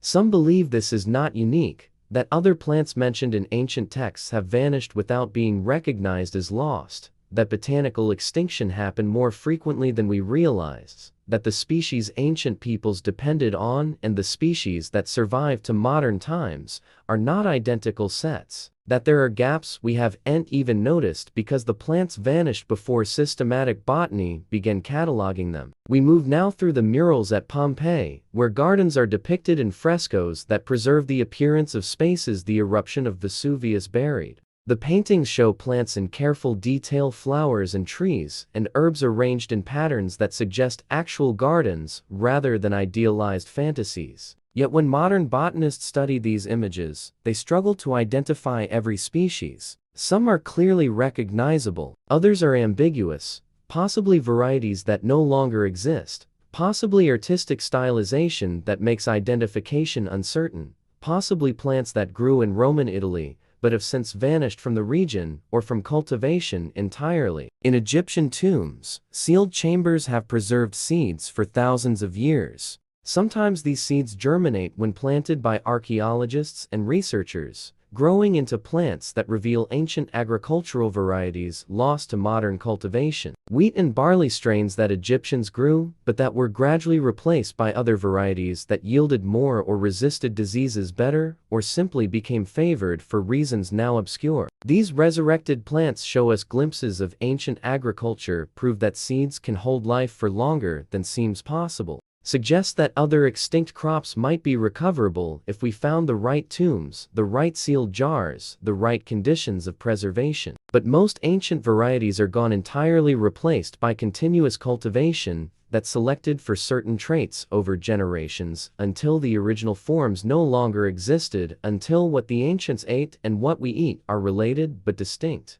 Cousins rather than identical twins, similar enough that the same names apply, but different enough that the actual experience, taste, texture, nutritional content would vary in ways we cannot fully reconstruct. The atmosphere throughout is one of green archaeology, of trying to resurrect extinct gardens from pollen records that show what grew when, from written accounts that describe appearance, and use from images that preserve visual detail, but cannot capture scent or flavor, or the actual experience of tending and harvesting and consuming plants that no longer exist. Beneath the silence of extinct species, we sense the magnitude of what has been lost, not just plants, but the knowledge of how to grow them, how to prepare them, what they were good for, what rituals and traditions surrounded them, what meanings they held beyond mere utility. When a plant goes extinct, an entire web of associations goes with it, cultural knowledge that cannot be preserved in botanical specimens, that died when the last people who grew the plant and used it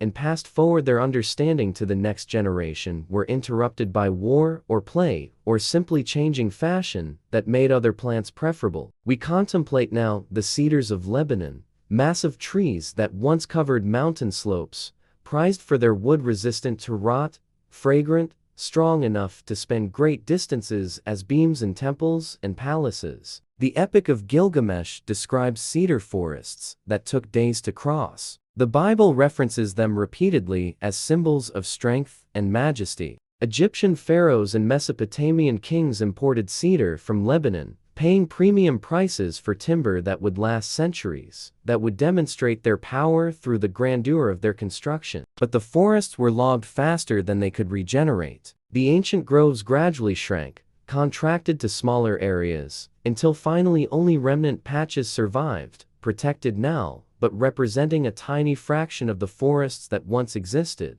The cedars are not extinct, but the cedar forests, as ancient peoples knew them, are gone, and with them went the ecological communities that depended on them, the animals and plants that lived in their shade, the climate conditions they moderated, the entire system of which they were keystone. The date palms of Mesopotamia were distinguished in cuneiform texts by variety different cultivars for different purposes, for fresh eating or drying or making date wine, for wood or fiber or food. The texts list dozens of varieties, indicating sophisticated agricultural knowledge, careful selection and breeding, deep understanding of how different palms produce different products. But modern date cultivation recognizes far fewer varieties in the region. Either the Mesopotamian texts were making distinctions we would consider insignificant, or varieties have been lost either through neglect or through changing preferences, or through the disruptions of conquest and agricultural collapse that repeatedly struck the region across its history.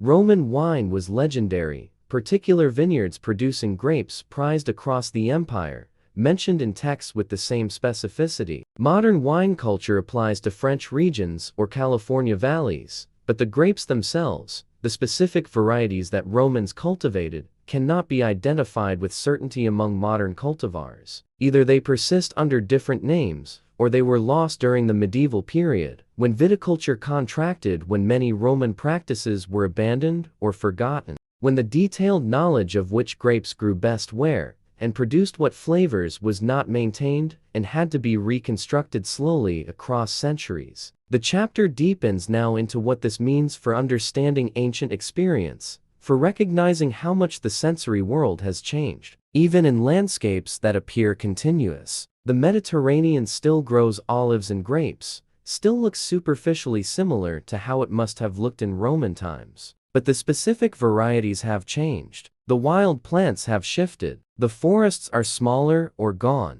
The agricultural landscape that fed ancient populations was composed of species and varieties that partially overlap with, but are not identical to, what grows there now. How different would the smell have been? The flowers that perfumed gardens, the herbs that flavored food, the trees that provided shade. If even a fraction of these were varieties or species no longer cultivated, the cumulative effect on sensory experience would be significant. Ancient peoples lived in a world that looked and smelled and tasted different from ours, not just because of differences in built environment or social organization, but because the very plants were different, because biodiversity has been reduced, because extinction and replacement have quietly transformed the green world without dramatic announcement. In medicines, how many remedies described in ancient texts depended on plants that no longer exist or can no longer be identified. When Dioscorides compiled his Pharmacopoeia in the 1st century CE,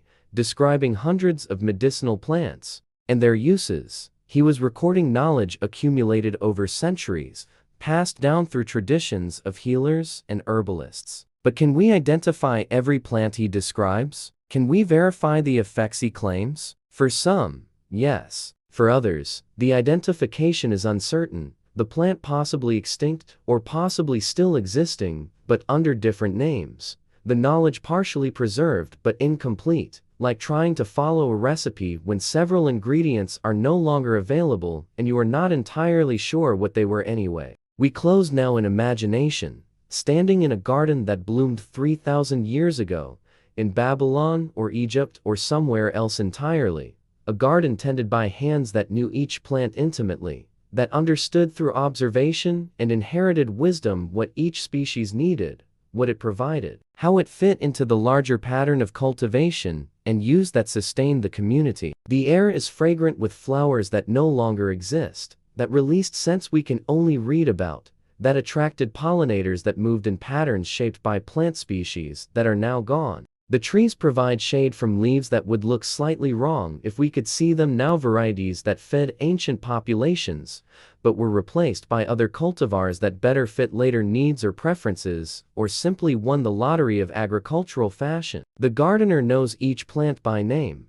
knows which is ready for harvest and which needs more time, knows what each will be used for, this for medicine, this for food, this for ceremony, this for beauty alone. This knowledge is deep, accumulated across generations, refined by experience, passed forward through apprenticeship and family tradition, through watching and practicing and eventually mastering the art of making the earth produce what humans need. But the knowledge is fragile. It exists in human memory and practice, not in genes that will persist without cultivation. If the garden is abandoned, if the succession of knowledge keepers is interrupted, if conquest or plague or climate change forces migration away from this place, the plants will gradually vanish, outcompeted by wild species, or dying without the specific conditions their cultivation required. And the knowledge will vanish too, degrading with each generation that doesn't practice it, until finally no one remembers which plants grew here,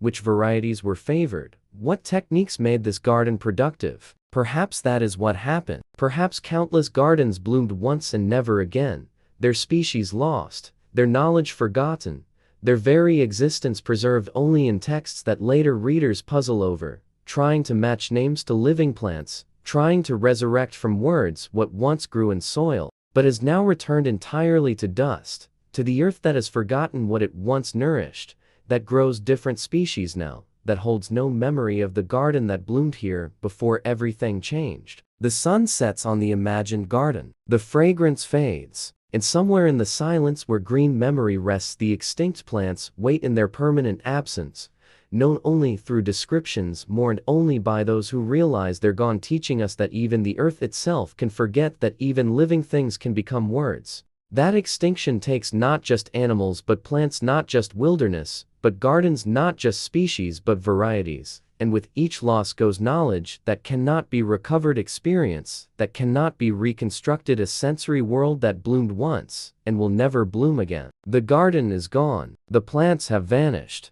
and only words remain to tell us what once grew here, what once perfumed the air, what once fed and healed and beautified the world that ancient hands tended, believing perhaps that such abundance would last forever, never imagining that someday we would read their descriptions and search in vain for the plants they named, for the gardens they loved, for the green world that bloomed once in their time and has never bloomed quite the same way since.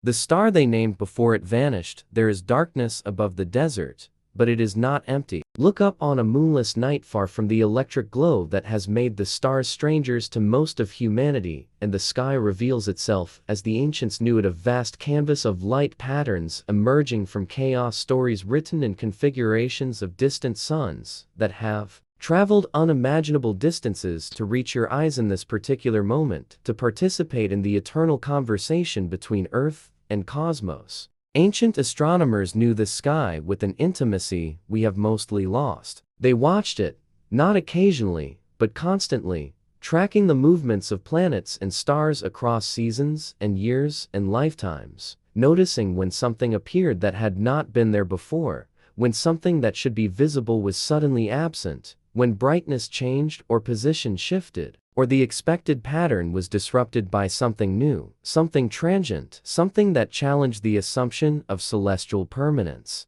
It is said that Chinese astronomers recorded what they called guest stars, celestial objects that appeared suddenly, blazed with unexpected brilliance, and then faded, sometimes over days, sometimes over months, leaving the sky as it had been before their arrival, as if they had never existed. We understand now that these were supernovae, the catastrophic deaths of massive stars, explosions so powerful that for brief periods they can outshine entire galaxies, releasing in moments energy that ordinary stars produce over millions of years. Some of these guest stars can still be identified. The Crab Nebula is the remnant of a supernova recorded by Chinese and Arab astronomers in 1054 CE, an explosion so bright it was visible in daylight for weeks, so significant that observers across the world noted its appearance and gradual fading. The expanding cloud of gas still glows, still marks the location where a star died nearly 1,000 years ago, where ancient eyes witnessed an event whose light had traveled across space for thousands of years to arrive at that precise historical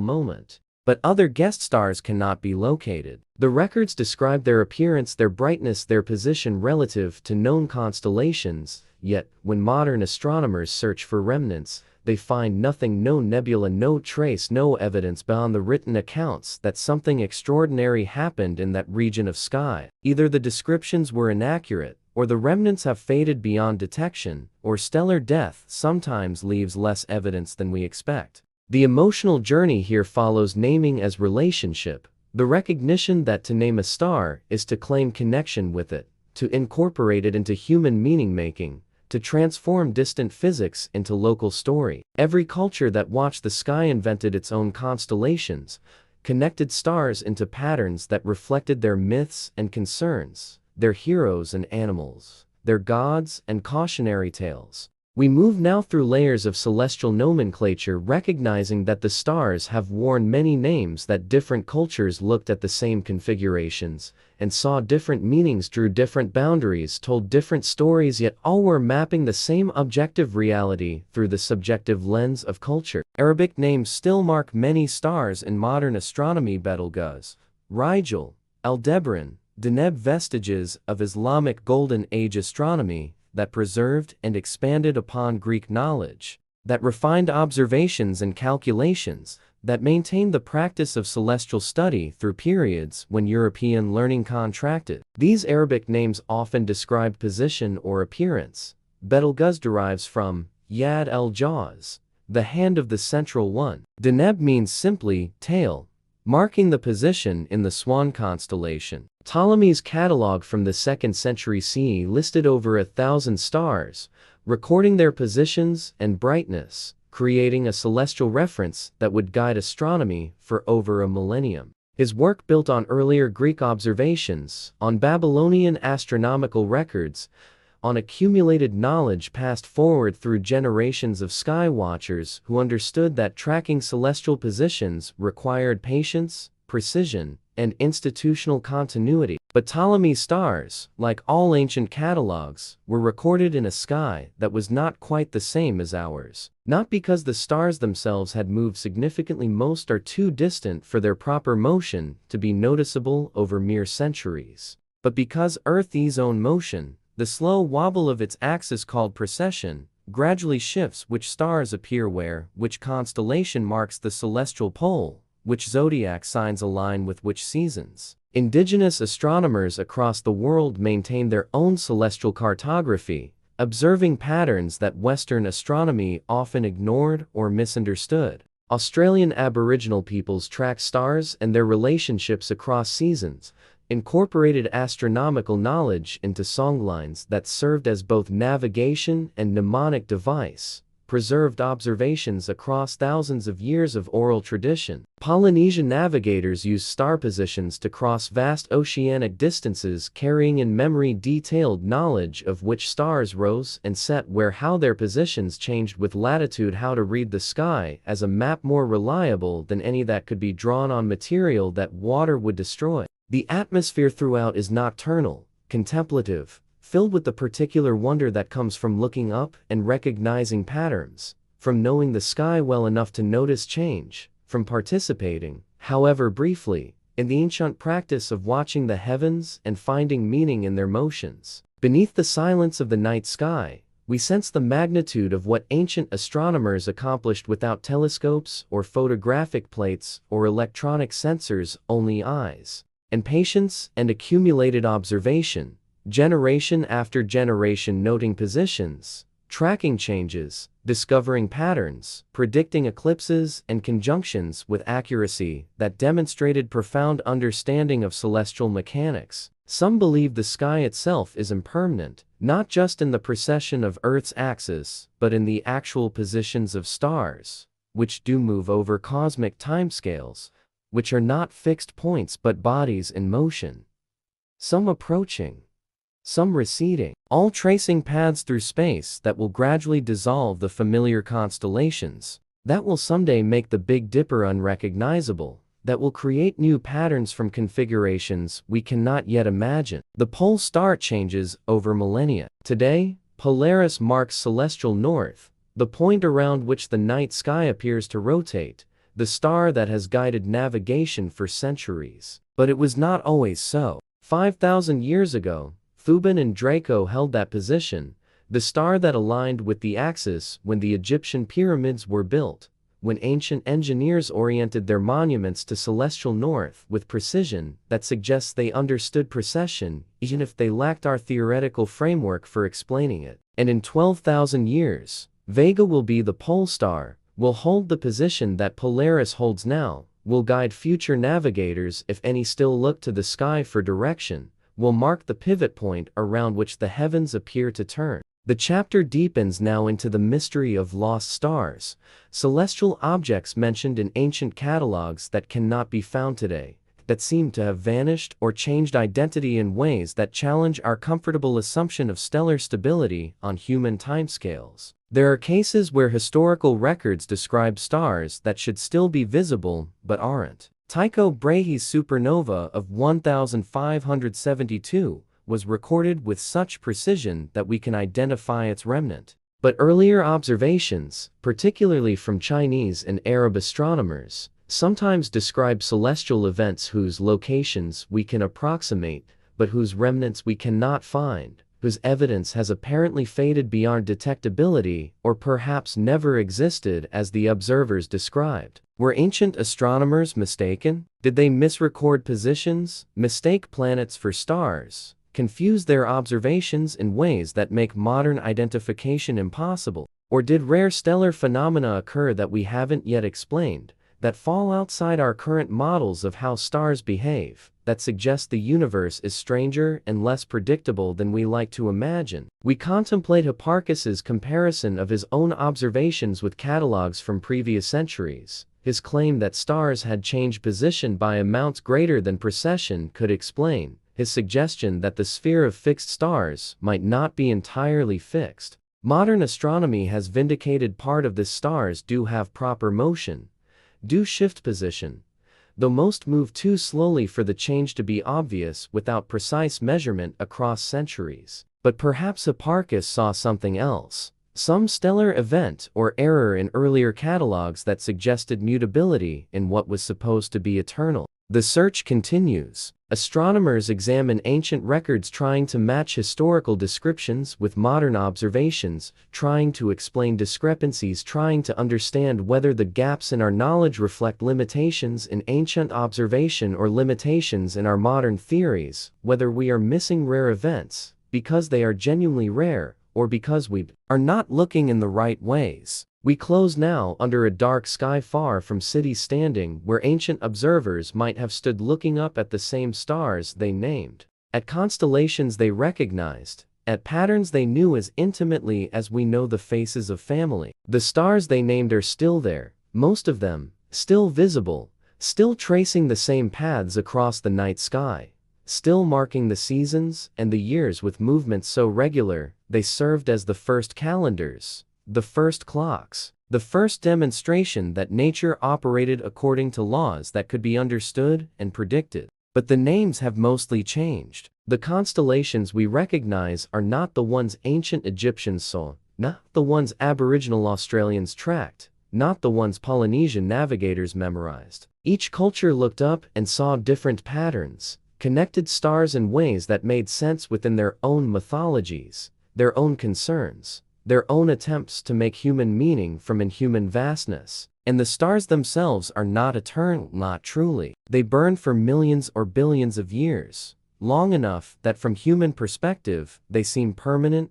and changing, reliable. But from cosmic perspective, they are transient as candle flames, as temporary as the civilizations that name them, as impermanent as the cultures that chart their positions and tell stories about their configurations. The stars that ancient eyes named witnessed the rise of Egypt and Babylon, of Greece and Rome, of Chinese dynasties and the empires that rose and fell across centuries, while the stars remained apparently unchanged, apparently eternal, providing the illusion of permanence in a world where everything human eventually crumbles. They will witness whatever comes next. They will shine above the ruins of our cities, above landscapes transformed by climate and catastrophe, above species that evolve or vanish, above continents that drift and collide, above changes so vast that the particular concerns of our moment will seem as distant and quaint as Bronze Age astronomy seems to us. And eventually, each star will die. Some will fade gradually,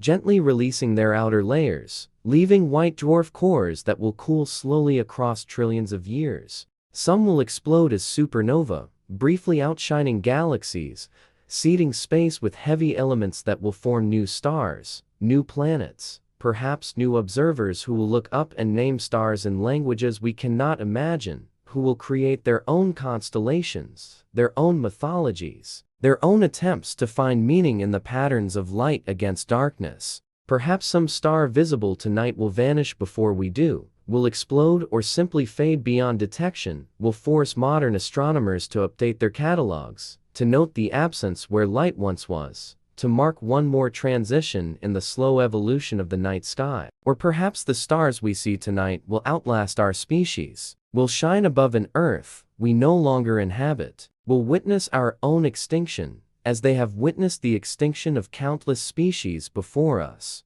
Indifferent to our passing, continuing their slow dance through space, burning hydrogen into helium, fusing elements in their cores, existing on timescales so vast that human history is merely a flicker, barely noticeable, gone almost before it began. The darkness holds its light. The stars continue their ancient patterns. And somewhere in the silence between earth and heaven, the names we give them echo briefly, claiming relationship that the stars do not acknowledge, creating meaning that exists only in human consciousness. Yet meaning nonetheless, connection nonetheless, participation in the eternal human practice of looking up and recognizing that we are part of something larger, something older, something that will continue long after we have joined the ancient astronomers who first named these lights, who tracked their movements, who noticed when one vanished and wondered what it meant, whether the star had truly gone or only changed, whether the sky itself could forget what once shone there, whether names could outlast the lights they named, or whether everything eventually fades into the darkness from which it briefly emerged. The stars shine on. The names echo softly, and the mystery remains. The threshold they crossed only once. There is a road leading from Athens to Eleusis, 14 miles of sacred way where pilgrims once walked in procession, carrying torches through the September night, singing hymns whose words we still possess, but whose meanings were always incomplete without the experience that awaited at journey's end. At Eleusis stood a temple, and within that temple occurred something that changed those who witnessed it. For 2,000 years, from the Bronze Age collapse through the rise of classical Greece and into the Roman Empire, thousands upon thousands of initiates underwent the mysteries. Socrates and Plato, Marcus Aurelius and Cicero, ordinary farmers and wealthy merchants, men and women, slave and free, all walking the same road, all entering the Telesterion, where something happened that we will never know, because not one of them spoke, not one betrayed the secret in any text that survives. The penalty for revelation was death, but many faced death for other causes. Many were tortured, many lived in exile where Greek law could not reach them. Yet still, they kept silence. Even the early Christians, who condemned the mysteries as demonic, who had every reason to expose them, could only describe the preliminary rituals, the public processions, the atmosphere of anticipation. What actually occurred in the final night, in the hall where initiates gathered in darkness to witness whatever they witnessed, remains sealed behind 2 millennia of perfect silence. The emotional arc explores this, the power of mystery preserved, of knowledge so sacred that threat of torture could not compel its revelation, of an experience so profound that those who underwent it were permanently transformed, yet could find no words or chose to speak no words that would convey what they had seen, what they had learned, what had changed within them in that darkened hall. It is said that the mysteries dealt with death and rebirth, with descent and return,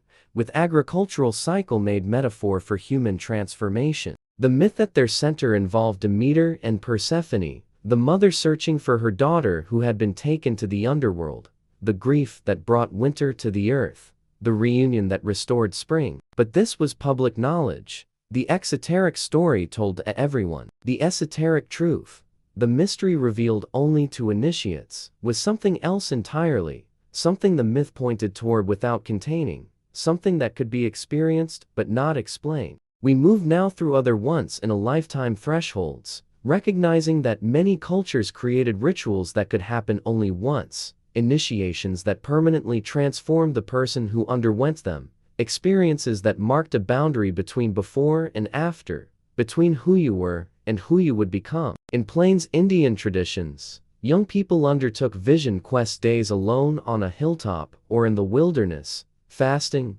praying, seeking the dream or vision that would guide their adult life, that would reveal their spirit animal or their sacred song or their particular medicine, their unique gift and responsibility within the community. This could happen only once, or if repeated was never quite the same, never carried the same weight as that first encounter with the sacred, that first moment when the veil between worlds grew thin enough for something to pass through, for guidance to arrive, for identity to be confirmed or revealed. The pilgrimage to Mecca, the Hajj, should ideally be undertaken once in a lifetime as circumstances permit health and wealth and safety of travel. To do it more than once is permissible, but not required, the first performance fulfilling the religious obligation, subsequent journeys being supererogatory acts of devotion. But that first Hajj carries particular significance, marks a transformation in status, allows the pilgrim to take the honorific Haji, to be known as one who has completed the journey, who has circled the Kaaba, who has stood on Arafat, who has participated in rituals that connect the individual to Ibrahim and Ismail, to the founding moments of Islamic tradition, to the community of believers across centuries. Secret societies across cultures employed initiations where the candidate symbolically died and was reborn, where they were led blindfolded into chambers, subjected to ordeals they could not anticipate, finally revealed to them the secrets of the society, welcomed into brotherhood or sisterhood that was understood as creating bonds stronger than family, as transformation that made you a different person, as death of the old self and birth of the new. The atmosphere throughout is solemn, charged with the weight of permanence, with the recognition that some acts cannot be undone, that some boundaries once crossed mark you forever, that transformation is not metaphor, but reality, that who enters the initiatory space is genuinely not who emerges. Some believe we have lost something in abandoning these practices, in the modern tendency toward reversibility, toward keeping options open, toward avoiding commitments that cannot be revoked. The once-in-a-lifetime threshold demands courage precisely because it is irreversible, because you cannot try it out and change your mind, because you must step forward not knowing exactly what awaits, trusting that the transformation will be worth the risk, that the community would not preserve these practices if they did not serve essential functions. We explore now the archaeological evidence of mystery cults, the physical spaces where initiations occurred, trying to understand from architecture and artifacts what we cannot learn from texts that deliberately withheld the crucial information. The Mithraeum caves where Roman soldiers and merchants gathered to worship Mithras are found across the empire. Small underground chambers, artificially darkened, decorated with symbolic images of the god slaying the bull of torchbearers and zodiac signs of levels of initiation marked by different titles and privileges. The chambers could hold perhaps 20 people, creating intimacy and forcing the secret nature of the cult. Initiates underwent ordeals in darkness, experienced rituals we can only guess at from the fragmentary evidence, emerged bound to each other through shared experience that could not be discussed with outsiders. At Samothrace, an island in the northern Aegean, mystery rites were conducted in the sanctuary of the great gods. The archaeological remains show a complex of buildings, including an initiation hall, structures for preliminary rites, spaces where candidates were prepared for whatever awaited them in the final ceremony. We know that the mysteries dealt with protection at sea, that sailors were particularly devoted to them, that the gods worshipped here were thought to save those in danger. But what exactly initiates experienced, what was revealed or performed or witnessed in the culminating ritual, remains unknown, preserved only in silence. The kivas of the ancestral Puebloan circular underground chambers, accessed by ladder through a hole in the roof, serve ceremonial functions that anthropology can only partially reconstruct. They were clearly sacred spaces, liminal zones between the everyday world above and the underworld below, places where emergence mythology was enacted, where initiations likely occurred, where knowledge was transmitted that belonged to the community but was not for casual discussion, that required preparation and membership to access. The chapter deepens now into why such mysteries were necessary, what function they served beyond the obvious social cohesion, the creation of in-groups bound by shared secrets. Because there is something deeper at work here, something about the nature of transformation itself, about the limits of language, about the difference between knowing about something and knowing something directly. Whispers tell us that some knowledge cannot be transmitted through words alone, that it requires direct experience, that explaining would not communicate what participating does. The Eleusinian initiate could describe the procession, the fasting, the ritual bathing, all the public preliminaries. But whatever happened in the Telesterion, whatever they saw or experienced or understood in that darkness, existed beyond language, was of a category that words could not capture, that required the whole person to apprehend, that changed something fundamental about how they understood reality. This is not merely withholding information. This is recognition that some truths are experiential, that they live in consciousness rather than in concepts, that you must undergo them to possess them, that second-hand accounts are not just inferior, but categorically different, like trying to explain color to someone born blind or music to someone born deaf. And knowing something that cannot be spoken creates bonds stronger than those created by shared doctrine. Doctrine can be debated, interpreted, understood differently by different believers. But shared experience, especially experience that was difficult, that required courage, that transformed those who underwent it, this creates solidarity that needs no verbal reinforcement, that exists at a level deeper than words, that connects initiates across differences of class or language or individual interpretation, because they all stood in the same darkness, all witnessed whatever was revealed, all emerged changed by the same encounter with mystery. Beneath the silence of these ancient thresholds, we sense the magnitude of what has been lost. Not just the specific content of the mysteries, though that too is loss, but the entire cultural framework that made such mysteries possible, the assumption that some knowledge should be restricted, that transformation requires ordeal, that communities need shared experiences that bind members in ways that merely knowing the same facts cannot achieve. We close now at a threshold standing where an ancient initiate might have stood at the moment before crossing, at the instant when everything still could turn back. But after this instant will be committed, will be changed, will be permanently and irreversibly different. Imagine the moment. You have prepared for this. You have fasted. You have walked the sacred way, carried your torch through the night, joined your voice to the hymn that echoes off the hills. You stand now at the entrance to the Telesterion, and you can still leave, can still refuse, can still remain who you are, but you know that those who have gone before emerge changed.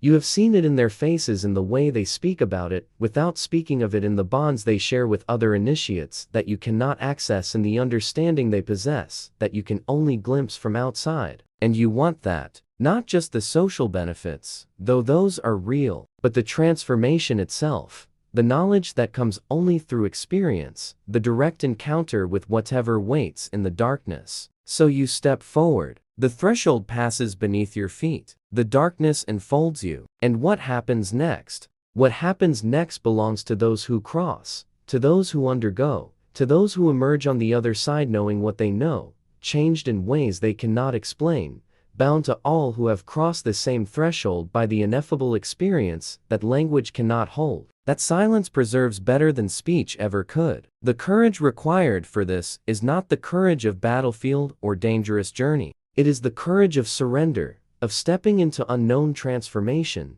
of trusting that the tradition knows what it is doing, that the ordeal serves a purpose, that who you will become is worth losing who you are. The threshold waits. It has always waited. In some forms, in some traditions, it still waits, still offers transformation to those willing to cross, still guards its secrets with silence that is not withholding, but recognition of the limits of language, the necessity of direct experience, the reality that some things cannot be taught but only undergone. Perhaps that is the final mystery, not what the initiates learned, but that learning itself can take forms beyond information transfer, that knowledge has dimensions that words cannot reach, that transformation happens in darkness and silence, and the courage to step forward into the unknown, trusting that the threshold knows where it leads, that the mystery is worth the crossing, that who you will become is waiting on the other side, ready to emerge when you are ready to let go of who you were. The sacred way stretches behind you. The threshold lies ahead,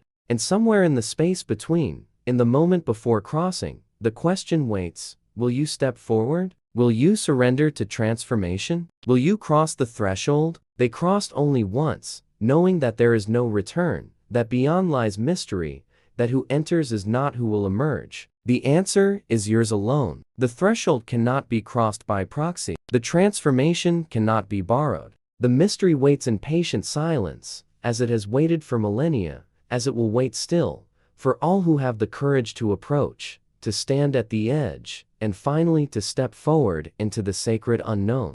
The message carved to warn the future. There is a monument rising from the New Mexico desert, designed to endure for 10,000 years, outlast every language currently spoken, to communicate a single urgent message to descendants: we will never meet.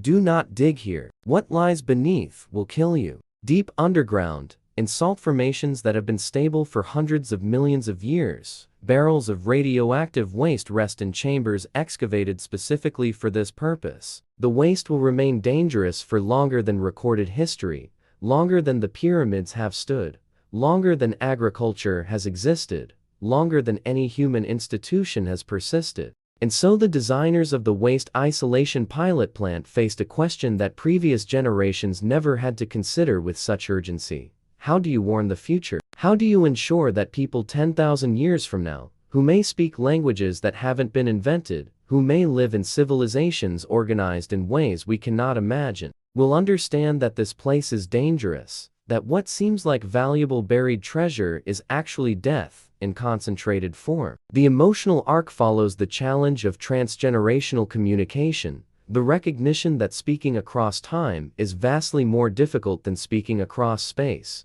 That translation assumes some common ground: shared humanity, similar concerns, recognizable symbols that erodes with each passing century until finally the message arrives in a context so transformed that comprehension becomes uncertain, interpretation becomes unstable, warning becomes indistinguishable from invitation. It is said that the designers considered every approach, written warnings in multiple languages, knowing that languages die and are replaced, symbolic messages using universal concepts like danger and death, knowing that symbols shift meaning across cultures and centuries. Hostile architecture designed to repel rather than attract. Knowing that what seems forbidding in one era might seem intriguing in another. Even genetically engineering plants that would grow only in contaminated soil, creating a living marker that would propagate itself.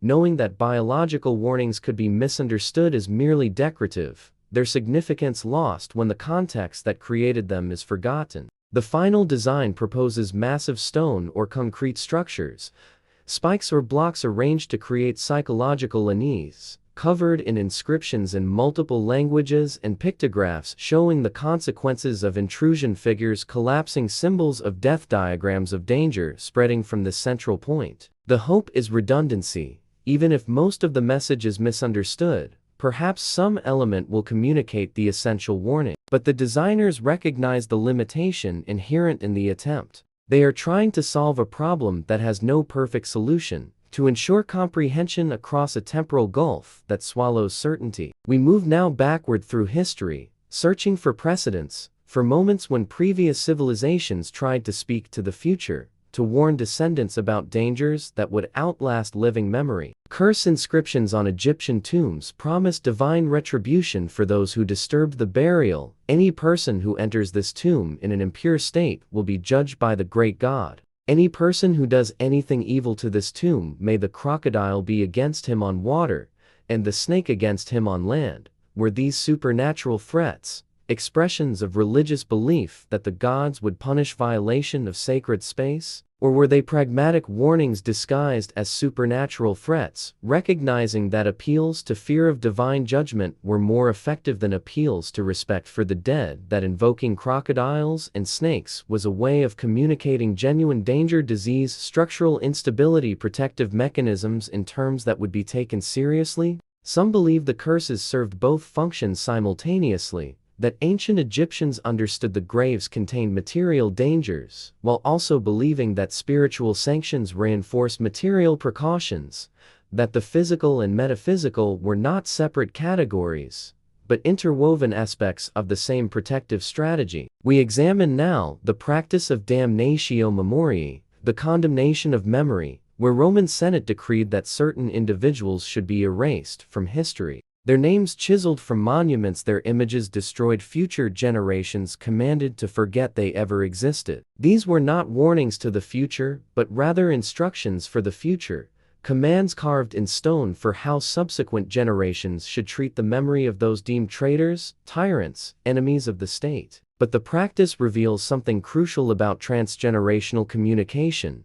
It is vastly easier to destroy than to preserve meaning. The inscriptions commanding erasure are still readable. We can see where names were chiseled away, can often reconstruct from context whose names once occupied those blank spaces. The attempt to control memory by commanding forgetting largely failed. The future did not obey. The condemned are remembered precisely because the effort to erase them was so dramatic, so visible in its absence. The atmosphere throughout is one of temporal vertigo, the recognition that ensuring messages endure physically is difficult, but ensuring they endure meaningfully is nearly impossible. That context decays faster than stone, that symbols shed their meanings and acquire new ones, that what seems obvious in one century becomes opaque in the next. Beneath the silence of ancient monuments, we sense the magnitude of what we have already lost, messages carved with urgency that now seem decorative, warnings rendered incomprehensible by the death of the languages that express them, symbols whose significance has evaporated,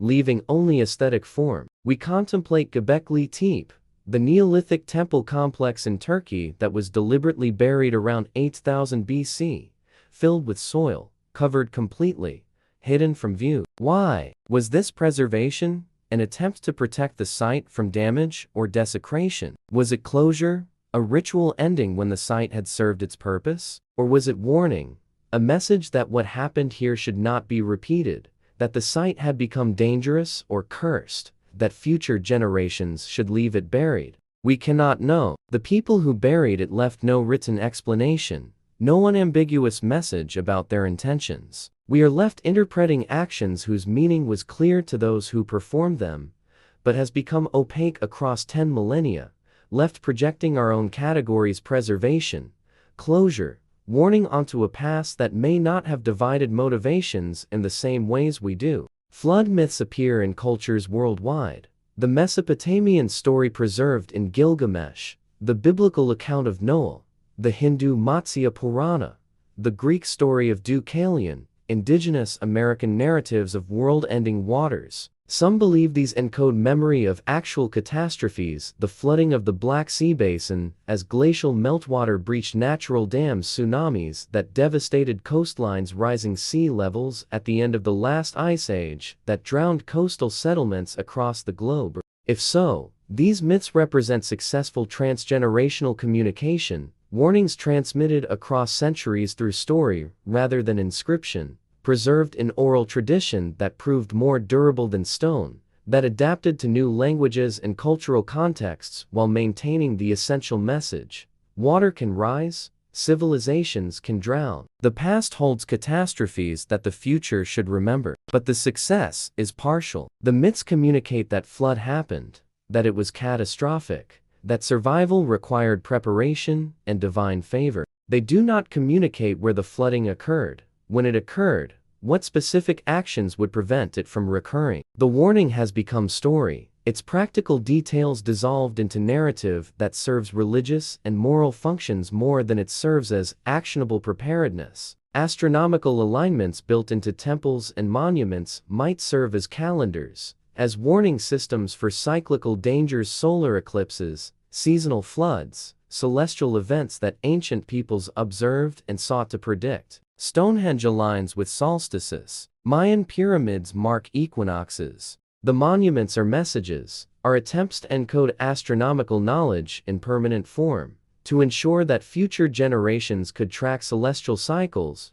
even if the detailed knowledge of how to calculate them was lost. Yet here too, meaning eroded. The monuments remain, their alignment still functional, but the knowledge of what they meant, of why they mattered, of what dangers they predicted, and how to prepare for them faded, until finally, the structures became mysteries to the descendants of those who built them, became objects of speculation, rather than tools of understanding. The chapter deepens now into the philosophy of warning, into the ethical questions that arise when we try to speak to the future, about dangers we are creating, about what obligation we bear to descendants who will inherit the consequences of our actions. What do we owe those who come after? At minimum, perhaps, honesty, the attempt to communicate clearly what we have done, what dangers we have created, what knowledge they will need to protect themselves. But honesty across 10,000 years is technically nearly impossible. We cannot know what the future will understand, what context they will bring to our messages, whether our attempts to warn will succeed, or whether they will have the opposite effect, making the dangerous sites more interesting rather than more frightening, attracting rather than repelling, creating the very outcome we sought to prevent. The hubris of the attempt is obvious. We assume we can control meaning across such vast temporal distance, that our intentions will survive translation, that the future will interpret our warnings as we intend them. History suggests this assumption is largely false, that meanings shift unpredictably, that what seems clear becomes opaque, that warnings become curiosities, become invitations. Yet the humility is also present. We recognize we must try anyway, that the alternative, creating dangers that will persist for 10,000 years without attempting any warning at all, is ethically worse than attempting communication that may fail, that the effort itself demonstrates care for the future, even if the efficacy of that care is uncertain. We close now standing before one of the proposed monuments for the waste isolation pilot plant,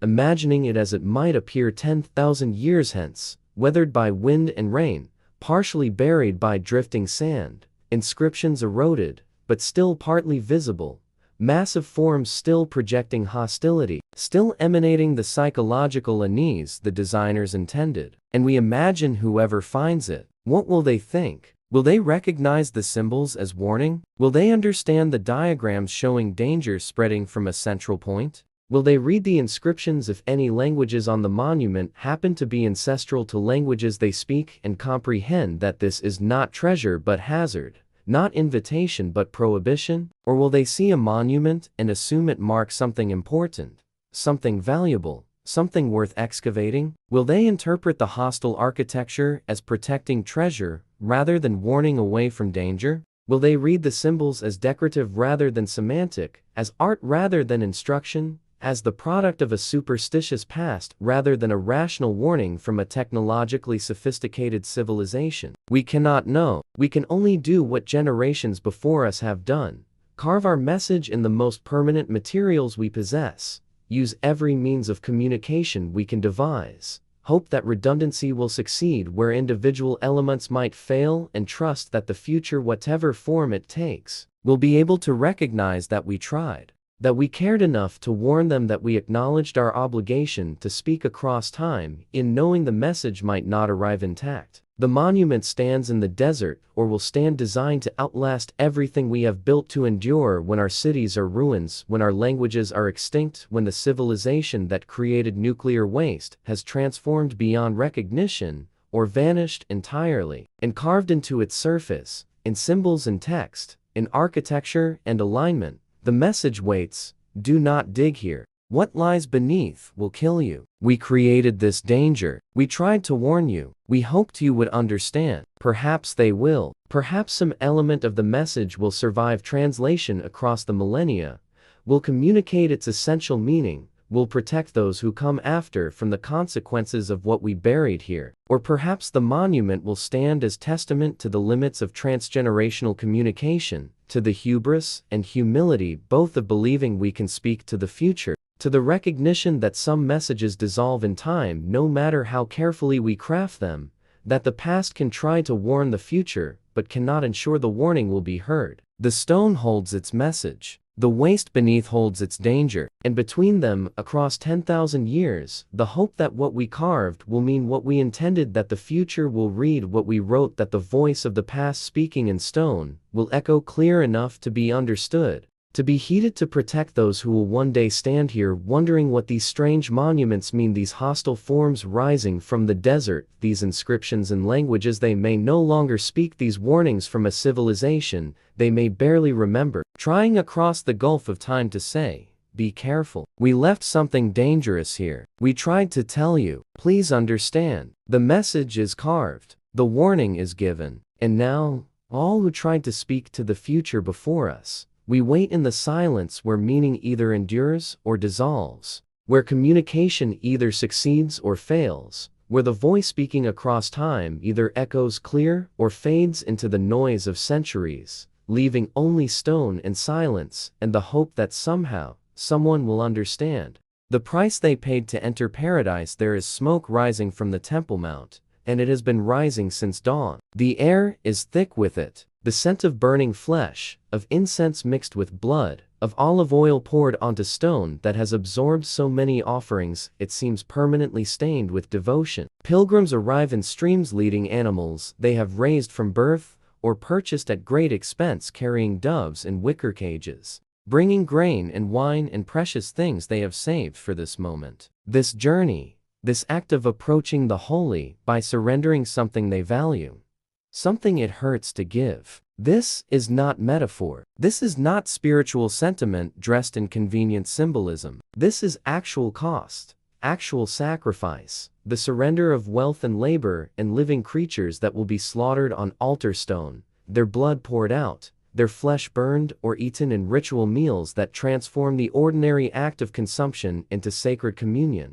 into participation in the transaction between human need and divine power. The emotional journey examines what this meant for the relationship between human and divine, how the requirement of sacrifice created reciprocity, established that access to the sacred was not casual, not free, not something you could approach empty-handed and expect to receive. You brought something, you gave something, and in the giving, you demonstrated that what you sought was worth what you surrendered, that the holy was precious enough to cost you something irreplaceable. It is said that the gods required sacrifice, that the divine demanded these offerings as proof of devotion, as fuel for celestial favor, as the price of admission to sacred space and sacred attention. But perhaps the requirement served another function entirely. Perhaps it was not about the gods needing human gifts, but about humans needing to give, needing to establish through tangible surrender that what they approached was not ordinary, that entry to the holy required transformation, that you could not cross this threshold unchanged, undiminished, still possessing everything you brought. We move now through temples across cultures where entry required specific offerings, where access to the sacred was never assumed, but always earned through gifts that demonstrated seriousness, commitment, recognition that the space you were entering operated according to different rules than the world outside. In Greek temples, before you approached the sanctuary, before you petitioned the god for favor or guidance or healing, you brought something, a portion of your harvest, an animal from your flock, wine from your vintage, honey and cakes prepared according to traditional recipes. The priests received these offerings, determined which portions would be burned for the gods, which would support the temple's operation, which would be returned to the worshipper for the sacred meal that completed the transaction. The system was economic and spiritual simultaneously, creating a circulation of value that sustained both the institution and the relationship. That made the temple dependent on offerings while making worshippers dependent on temple excess. That wove together material and metaphysical concerns in ways that modern distinctions between religion and economics struggle to capture. Some believe this was corruption, that the requirement of offerings created opportunities for exploitation, for priests who grew wealthy on the devotion of those who could ill afford the price, for institutions that measured holiness in the weight of gold donated rather than the purity of heart that brought the donation. And there is truth in this critique. Power corrupts. Mediation between human and divine creates opportunities for those who control access to demand excessive payment, to claim that favor requires ever greater sacrifice, to confuse their own enrichment with the god's requirements. But there is also something lost in dismissing the entire practice as mere economics, as primitive superstition that rational modernity has outgrown. Because the act of sacrifice, of bringing something valuable, surrendering it, of walking away, diminished in possession, but enlarged in relationship, accomplished something that intellectual assent alone cannot achieve. We explore now the votive deposits discovered by archaeologists, pits filled with thousands upon thousands of offerings accumulated over centuries, buried when the sacred space overflowed with devotion, when the accumulation of gifts became so vast that it had to be ceremonially retired, removed from display, but not discarded, treated with the same reverence given to the sacred objects themselves,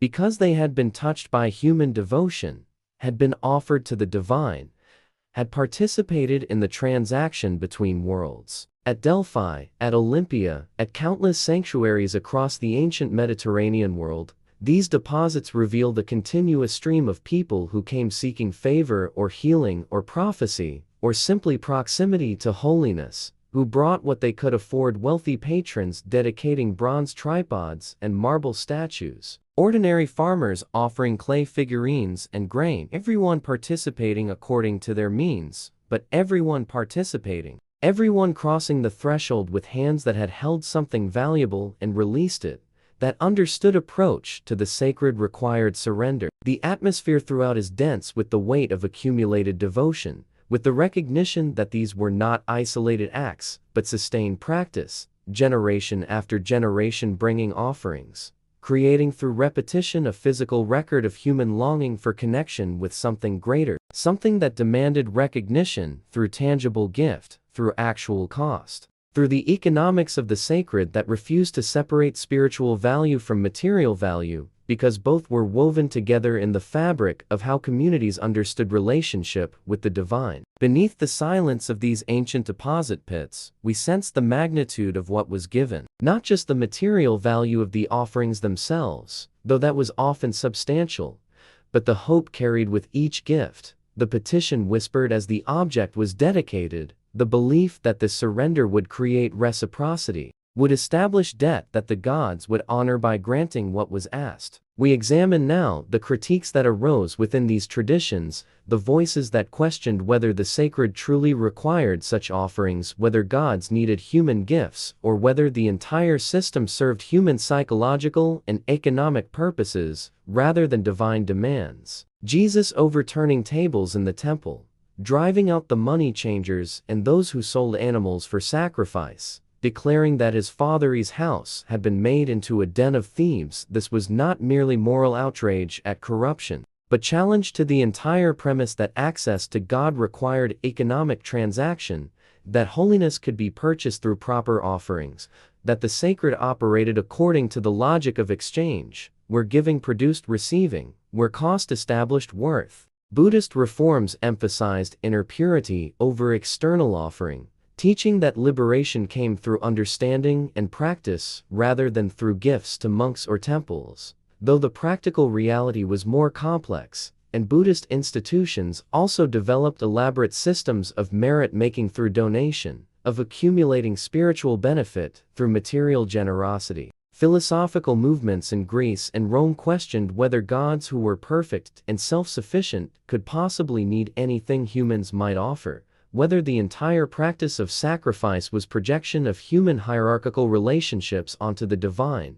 whether true piety was expressed through offerings, or through living according to virtue, through aligning human will with cosmic order rather than through attempting to purchase divine favor with blood and smoke. The chapter deepens now into what was lost when sacrifice ended, when temples became museums, when the requirement of offering was replaced by the requirement of admission ticket, when you could enter the sacred space without surrendering anything except the price of tourism, without demonstrating through cost that what you were approaching mattered enough to diminish you in the approach. Perhaps what was lost was not the gods' need for offerings, perhaps they never needed human gifts, but humans' need to give, to establish through tangible surrender that this crossing mattered. That entry to the holy was not casual consumption, but transformative encounter, that you could not approach the sacred and remain unchanged, still possessing everything you brought. We contemplate now the medieval practice of pilgrimage, where the journey itself became the sacrifice,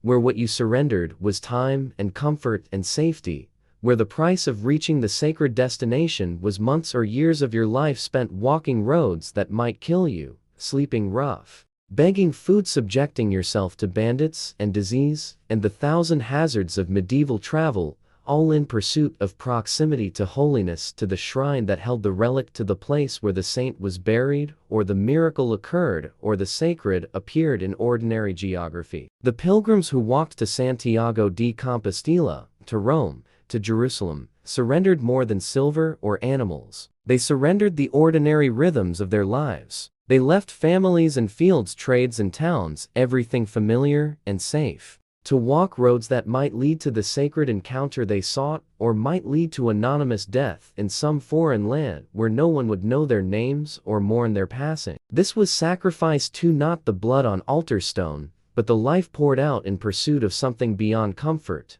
beyond safety, beyond the reasonable calculations that govern ordinary decisions, that keep us home, that preserve us at the cost of never encountering what lies beyond the threshold we are afraid to cross. We close now standing before the threshold of a temple that once required sacrifice for entry, that demanded offerings as the price of admission, that refused access to those who came empty-handed, who thought they could approach the holy without cost, without surrender, without demonstrating through tangible gift that what they sought was worth what they gave. But the temple is museum now. The altars hold no fire. The stone is clean of blood. Entry requires only the admission ticket you purchased at the gate.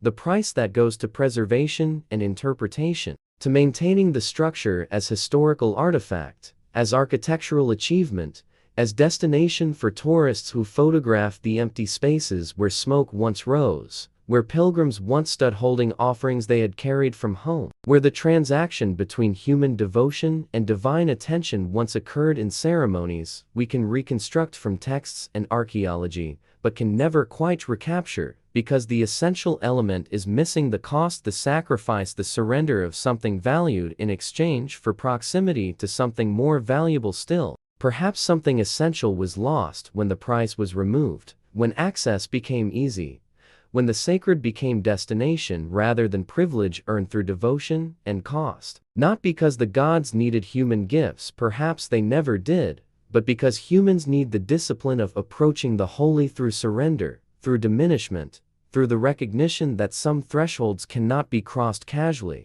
That entry to the sacred requires transformation, that you cannot approach the divine and remain unchanged, still holding everything you value, still protected from the cost of encounter. Or perhaps the loss is different, perhaps what ended was not the possibility of sacred encounter, but simply one form of it, one way that humans established relationship with the holy, one system of reciprocity and exchange that served its purpose and then was replaced by other systems, other ways of crossing the threshold, other prices paid in currencies that leave no physical deposit, but extract their cost nonetheless. The temple stands in its transformed state, holding the memory of what it was when smoke rose from its altars, when pilgrims brought offerings, when entry required sacrifice. The stones remember what the admission tickets do not demand, what the museum plaques cannot quite convey, what is lost when the sacred becomes historical, when the price is removed,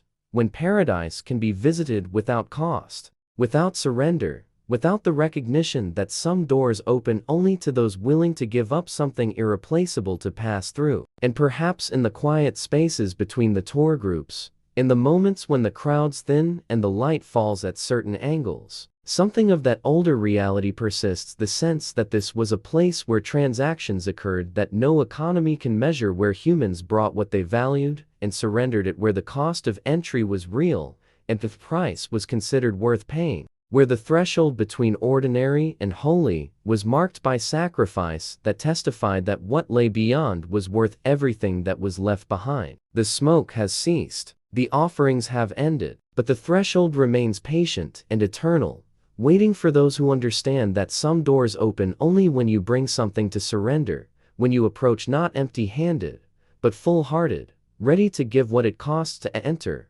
ready to discover that the price of paradise, whether paid in blood or silver, or the years of your life spent walking roads that lead to the sacred, is always exactly what you have to give, and always worth more than what you keep. The song they sang to make the sun return. There is darkness in the passage tomb at Newgrange, and it has been darkness for most of the year. The chamber is cold, its stone walls absorbing the chill of Irish winter, its corridors silent except for the occasional drip of moisture seeping through 5,000-year-old masonry. The spiral carvings on the entrance stone are visible only as shadows within shadows, their meaning sealed with the darkness. They were designed to mark, to measure, to transform through one moment of light that comes but once a year, that arrives precisely at dawn on the winter solstice, that penetrates the narrow passage and floods the inner chamber with golden illumination for 17 minutes before fading, leaving the space to darkness again until the wheel turns full circle and the sun returns to its southernmost point. But this chapter is not about the engineering alone. Though the precision is remarkable, the passage aligns so exactly that millennia of precession have only slightly shifted the moment of illumination,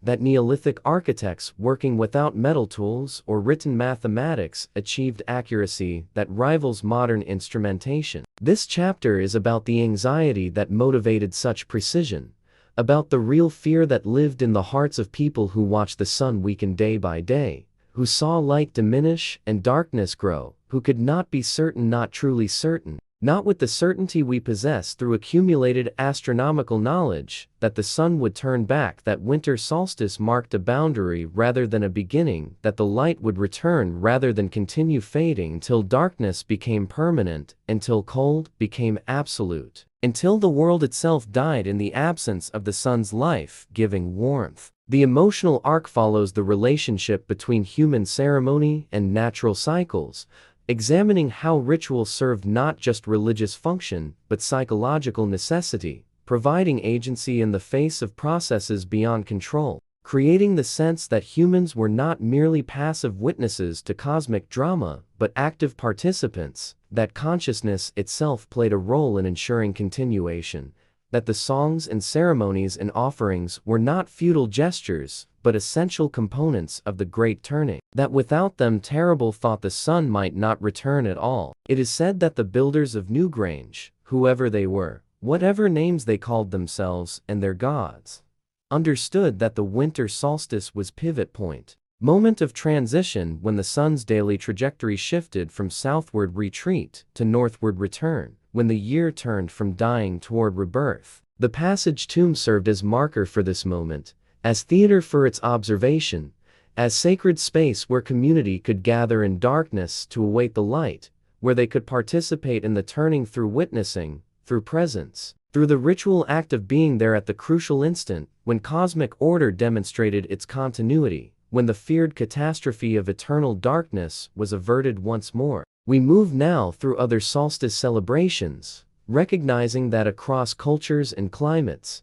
humanity marked this moment with ceremonies that mixed relief and anxiety, celebration and petition, acknowledgement that the sun's return was pattern but never quite certainty, that each year brought the possibility, however remote, however irrational, that this time might be different, that the light might continue fading, that intervention might be required, that human participation might be the element that ensured continuation. Saturnalia in ancient Rome inverted the social order for a single day, slaves dining with masters, roles reversed, normal hierarchy suspended in acknowledgement that the moment of solstice was liminal, was transition, was the pause between exhale and inhale when anything might happen, when the established order itself was vulnerable, when chaos threatened to break through the carefully maintained structures that kept society functioning. The festival was release, but also recognition that order was contingent, that continuity required renewal, that the sun's return had to be matched by social renewal,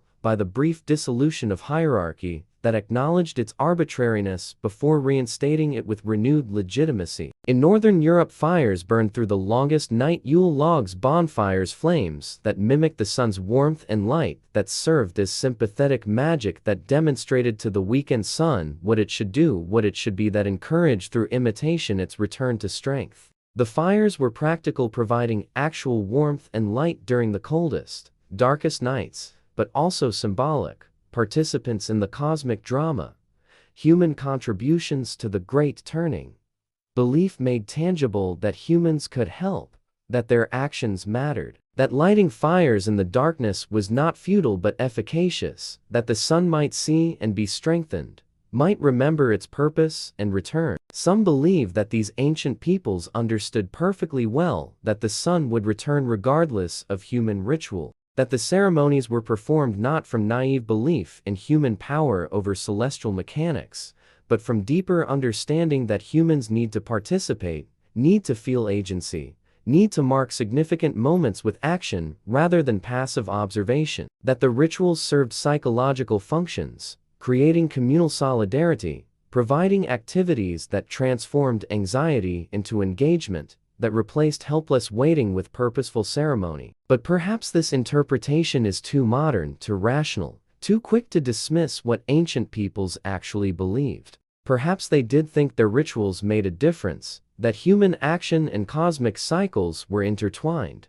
that the sun's return was not automatic, but required renewal through ceremony, through song, through the focused attention of the community gathered in darkness to call back the light. In Peru, the Incas celebrated Inti Raymi, the festival of the sun, with ceremonies designed to strengthen and honor Inti, the sun god, to ensure his continued benevolence, to prevent his abandonment of the people who depended utterly on his warmth and light. The emperor himself considered the sun's earthly representative, performed rituals that included symbolically tying the sun to a stone pillar, preventing its southward drift, ensuring it would remain present, would not disappear entirely below the horizon, as it did in the far south, would not abandon the empire to darkness and cold. The ceremony was elaborate, lasting days involving sacrifices and processions, music and dance, the entire empire participating in the acknowledgement that human prosperity depended on solar favor,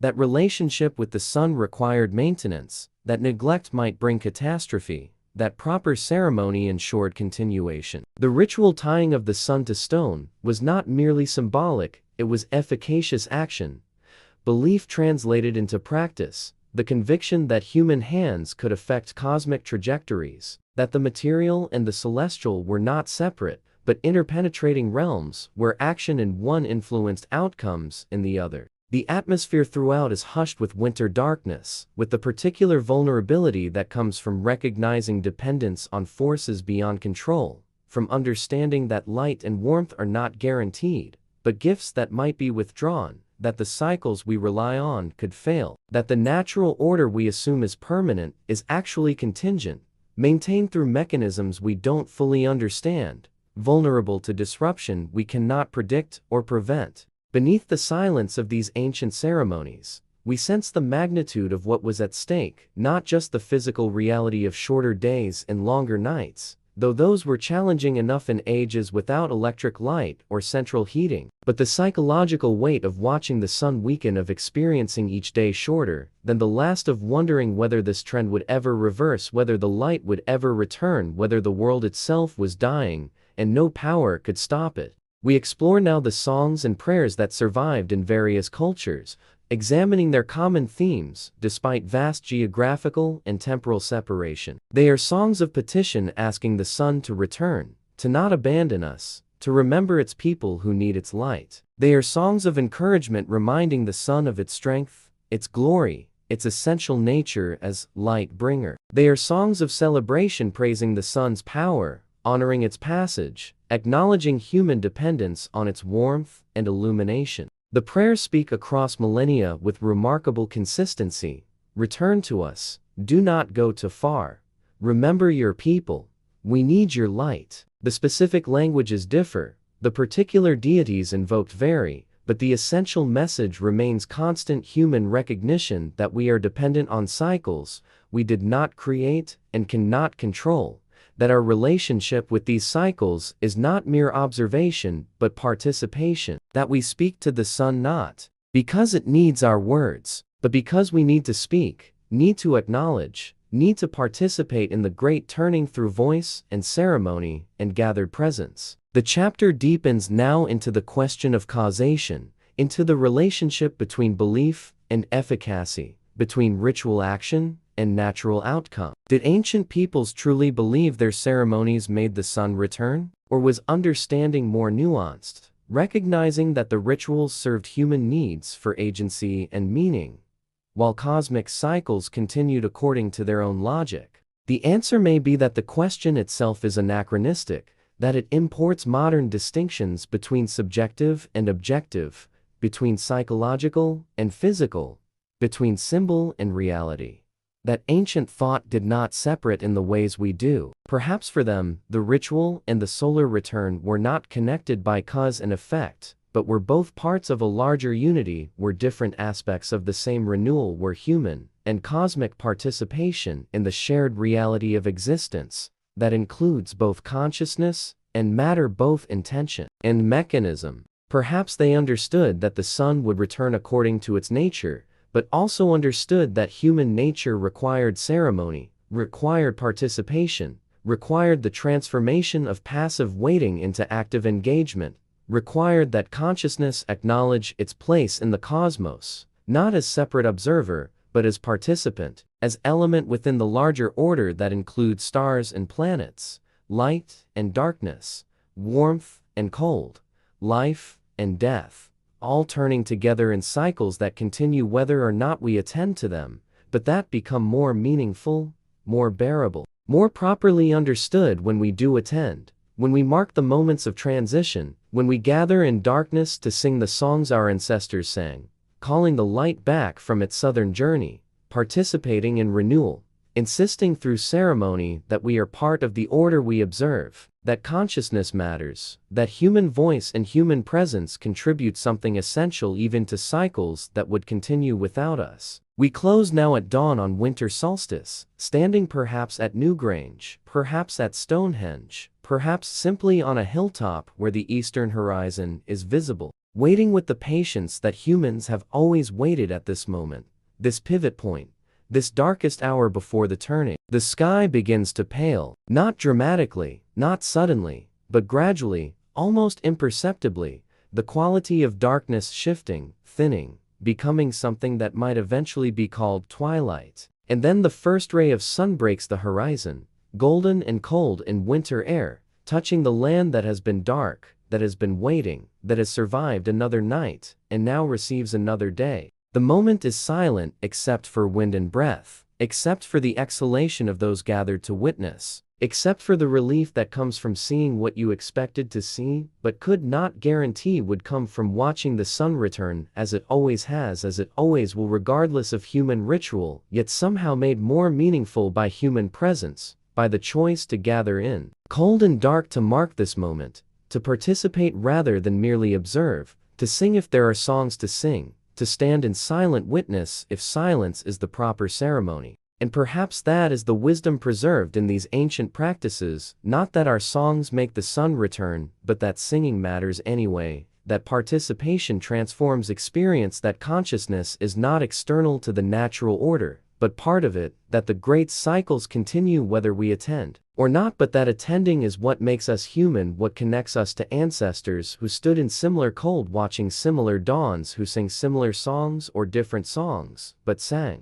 who refused the passivity of mere observation, and claimed their place in the cosmos through ceremony, through ritual, through the insistence that light deserves welcome, that return deserves celebration, that the sun's journey back from its southern extremity is worthy of human witness, human voice, human participation in the eternal turning that governs all existence. The light strengthens, the day begins, and somewhere in the act of witnessing, in the choice to be present for this moment, in the continuation of ceremonies that stretch back through millennia, the human spirit asserts its own persistence, its own return from darkness, its own participation in cycles of renewal that include but transcend individual lives, that connect the living to the dead, to the not yet born, in a chain of consciousness that has always watched the sky, always marked the solstice, always sung the sun back from its winter journey, knowing or not knowing that the singing makes a difference.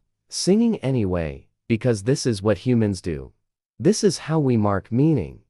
This is our way of saying to the cosmos, we are here, we are part of you, we participate in your great turning. And though we are small and temporary, our voices join the eternal song that celebrates light, that welcomes return, that acknowledges the gift of another day, another turn, another chance to witness the sun rise and be grateful. The song continues. It has always continued, and perhaps it always will.